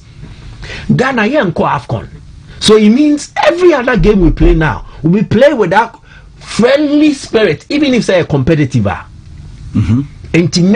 Friendly match, I would think twice about active engagement. And my coaches need to mean injuries so much me so on the club side. Injuries so much club side now competitive on your okay different. Since I remember national team friendly match, now for me prana for my risky club mean to me more. Yeah. The national teams mean to me more. You get it. What could you do Premier League anymore? I can't be different from playing for the Black Stars in a friendly match. No, but you yes. And yeah. Friendly match because the sheer will and the commitment to win the ball for Ghana and Akwasi Abuno. Seven Kokoya Sales Mudi Nibia Chad. No, I ought to train one. I think the best answer Japanese player never bought short. Yeah. And no. It's very, very unfortunate, and there's not something you even wish on your worst enemy. Yeah. So player no crowd penance and cry. You don't wish to say such a fate befalls him. And a department a light war. Yeah. Midfield on you need a isao. Menkase can to another player in a different position, but me say your team no, you're very heavy on wing attackers. Yeah. Kamadin mo type no, you're bebre. Christopher Bonsuba, yeah, and as Nyama Kramba we pratifie. Kamadin Sulemana. Again, Christopher Mabot Bonsuba, Meboa, Antoine Semenyo, Fatawi Shahaku. And your wing attackers, you're loaded. Your options, and Nyaki Williams, there were a lot of options. But in Finfino, I am so we part free moi. You're Finfino there, Kojo To. Yenibio. A hard dream. Because I don't think Kwesisibo is tested yet. Again, we Kwesisibo na Ibrahim Sulemana na achre baby. Bono Supra we free. So how many of our midfielders now are available to play in the middle? I think that the next game will offer the likes of Prince Owusu Midiema. So midfielders are friend, central midfielders are recognized na Abu, na Sebo. Yeah. So it will offer him an opportunity. But I think we are very light in this department. Inti kakana wo no ba be pranswa ka ho a. But the wom no ejuma bi a hazard yeah. Journalist ejuma obetu kwan a bi wo ha nyame amfa amba na akwanhia. Ebi also akọ venue bi a. There's a multi time one of the monster account. Touching committee for no. You see, you may be a hazard, but I am a PSA now. That is the story of Francis Abu. But as I took the Korean and the dead. Okay. Need to not be brave, but me person me share battles be. I Aziz Dari na da vision no keep a clean sheet. So this season our 3 clean sheets meboa. Okay. Prince Osei Ediana last 4 matches omun concede. Okay. Into also keep 4 clean sheets. So wow. Will Aziz Dari keep his 4th clean sheet against Ediana? And Ediana so betimi atoaso with that streak of omu keep clean sheet in their last 4 games nana. Before Mediema last weekend, no more we need 4 games at Tuaso. Okay. So Ediana is looking like a team that is very comfortable, especially at home. But the way in what I say, Oko no to me we nibi. Mediema game near the only drawn game ever or more matches or bomu. Another battle aside the goalkeepers, central defenders, Sambo O'Neal versus Alex Boache. Kodoko forward GDS says Samba is one of the best central defenders in the league. Of course. Baoko Doma. And Commando so yes similar regarding Alex Boache. And in fact, there is evidence to back that. So the 2 central defenders, they are defending and then also their leadership. Okay. Then the direct battle between Peter Amiduakwa and remember Adomako. Adomako ne attacking minded and now offensive oriented fullback. Or not Jean Enimko. Okay. And he's a key player for Ediana in their creation abilities. Okay. Or cross it from open player, what I said, I'm former Nasro. Yeah. The crosses from set pieces, corner or free kicks, and also Then Peter Widuakane in the form of his life, Yehu the other year has. And Yehu the other year, Amankwa Befi. So, Adumakone about 2, Amiduakwa boy 11. Say, Amiduakwa the boy nearby. Ebema aduma kwetimi akọ n'anim ana because uko anim na oje etire to a amido akwa speed no de be how. So I want to see that direct battle. Very, very interesting. Good. Then Seydou Sana and then Hubert Jehu. And see another interesting battle to look at. So Ochina game no. A lot of perspectives around it makes it very interesting. And Messi awaha and what TV so there, but I think say I am the atmosphere near there if you are at the venue and then you are observing it. Into the brana brabe shade. Ediana or form Kotoko home record neso under Zito. Impeccable. Zito by and they've not lost a home game. Jobe breaky or more win streak near Heart of Lions. Yeah. And a year 0-0 no. And Kotoko and Zito are looking like omoye abrofu bi omoka impregnable. As a ofie nkwade a wontumi mamme hano enko. As a won fani oma bebre mamme hyehyehye no. Yeah. Now, will Ediana be able to break it? Attack ne de Ediana wo Emmanuel Mafo measure Kefri on the bench they have Charles James Kamara and then Bright J the good old Kotoko na attack no on shede ni names ne sa don't so afei na ono so person of free. How will he fare? But I think it will be a game of Kotoko's defense and midfield versus Ediana's all-round team. It will be an exciting battle to witness. It's never about be witnessing. But I say Michael Asaribo sports man and our tenant Karabusia. Yenye birthday is Nafi and Dr. Muzu. Happy birthday, Dikai.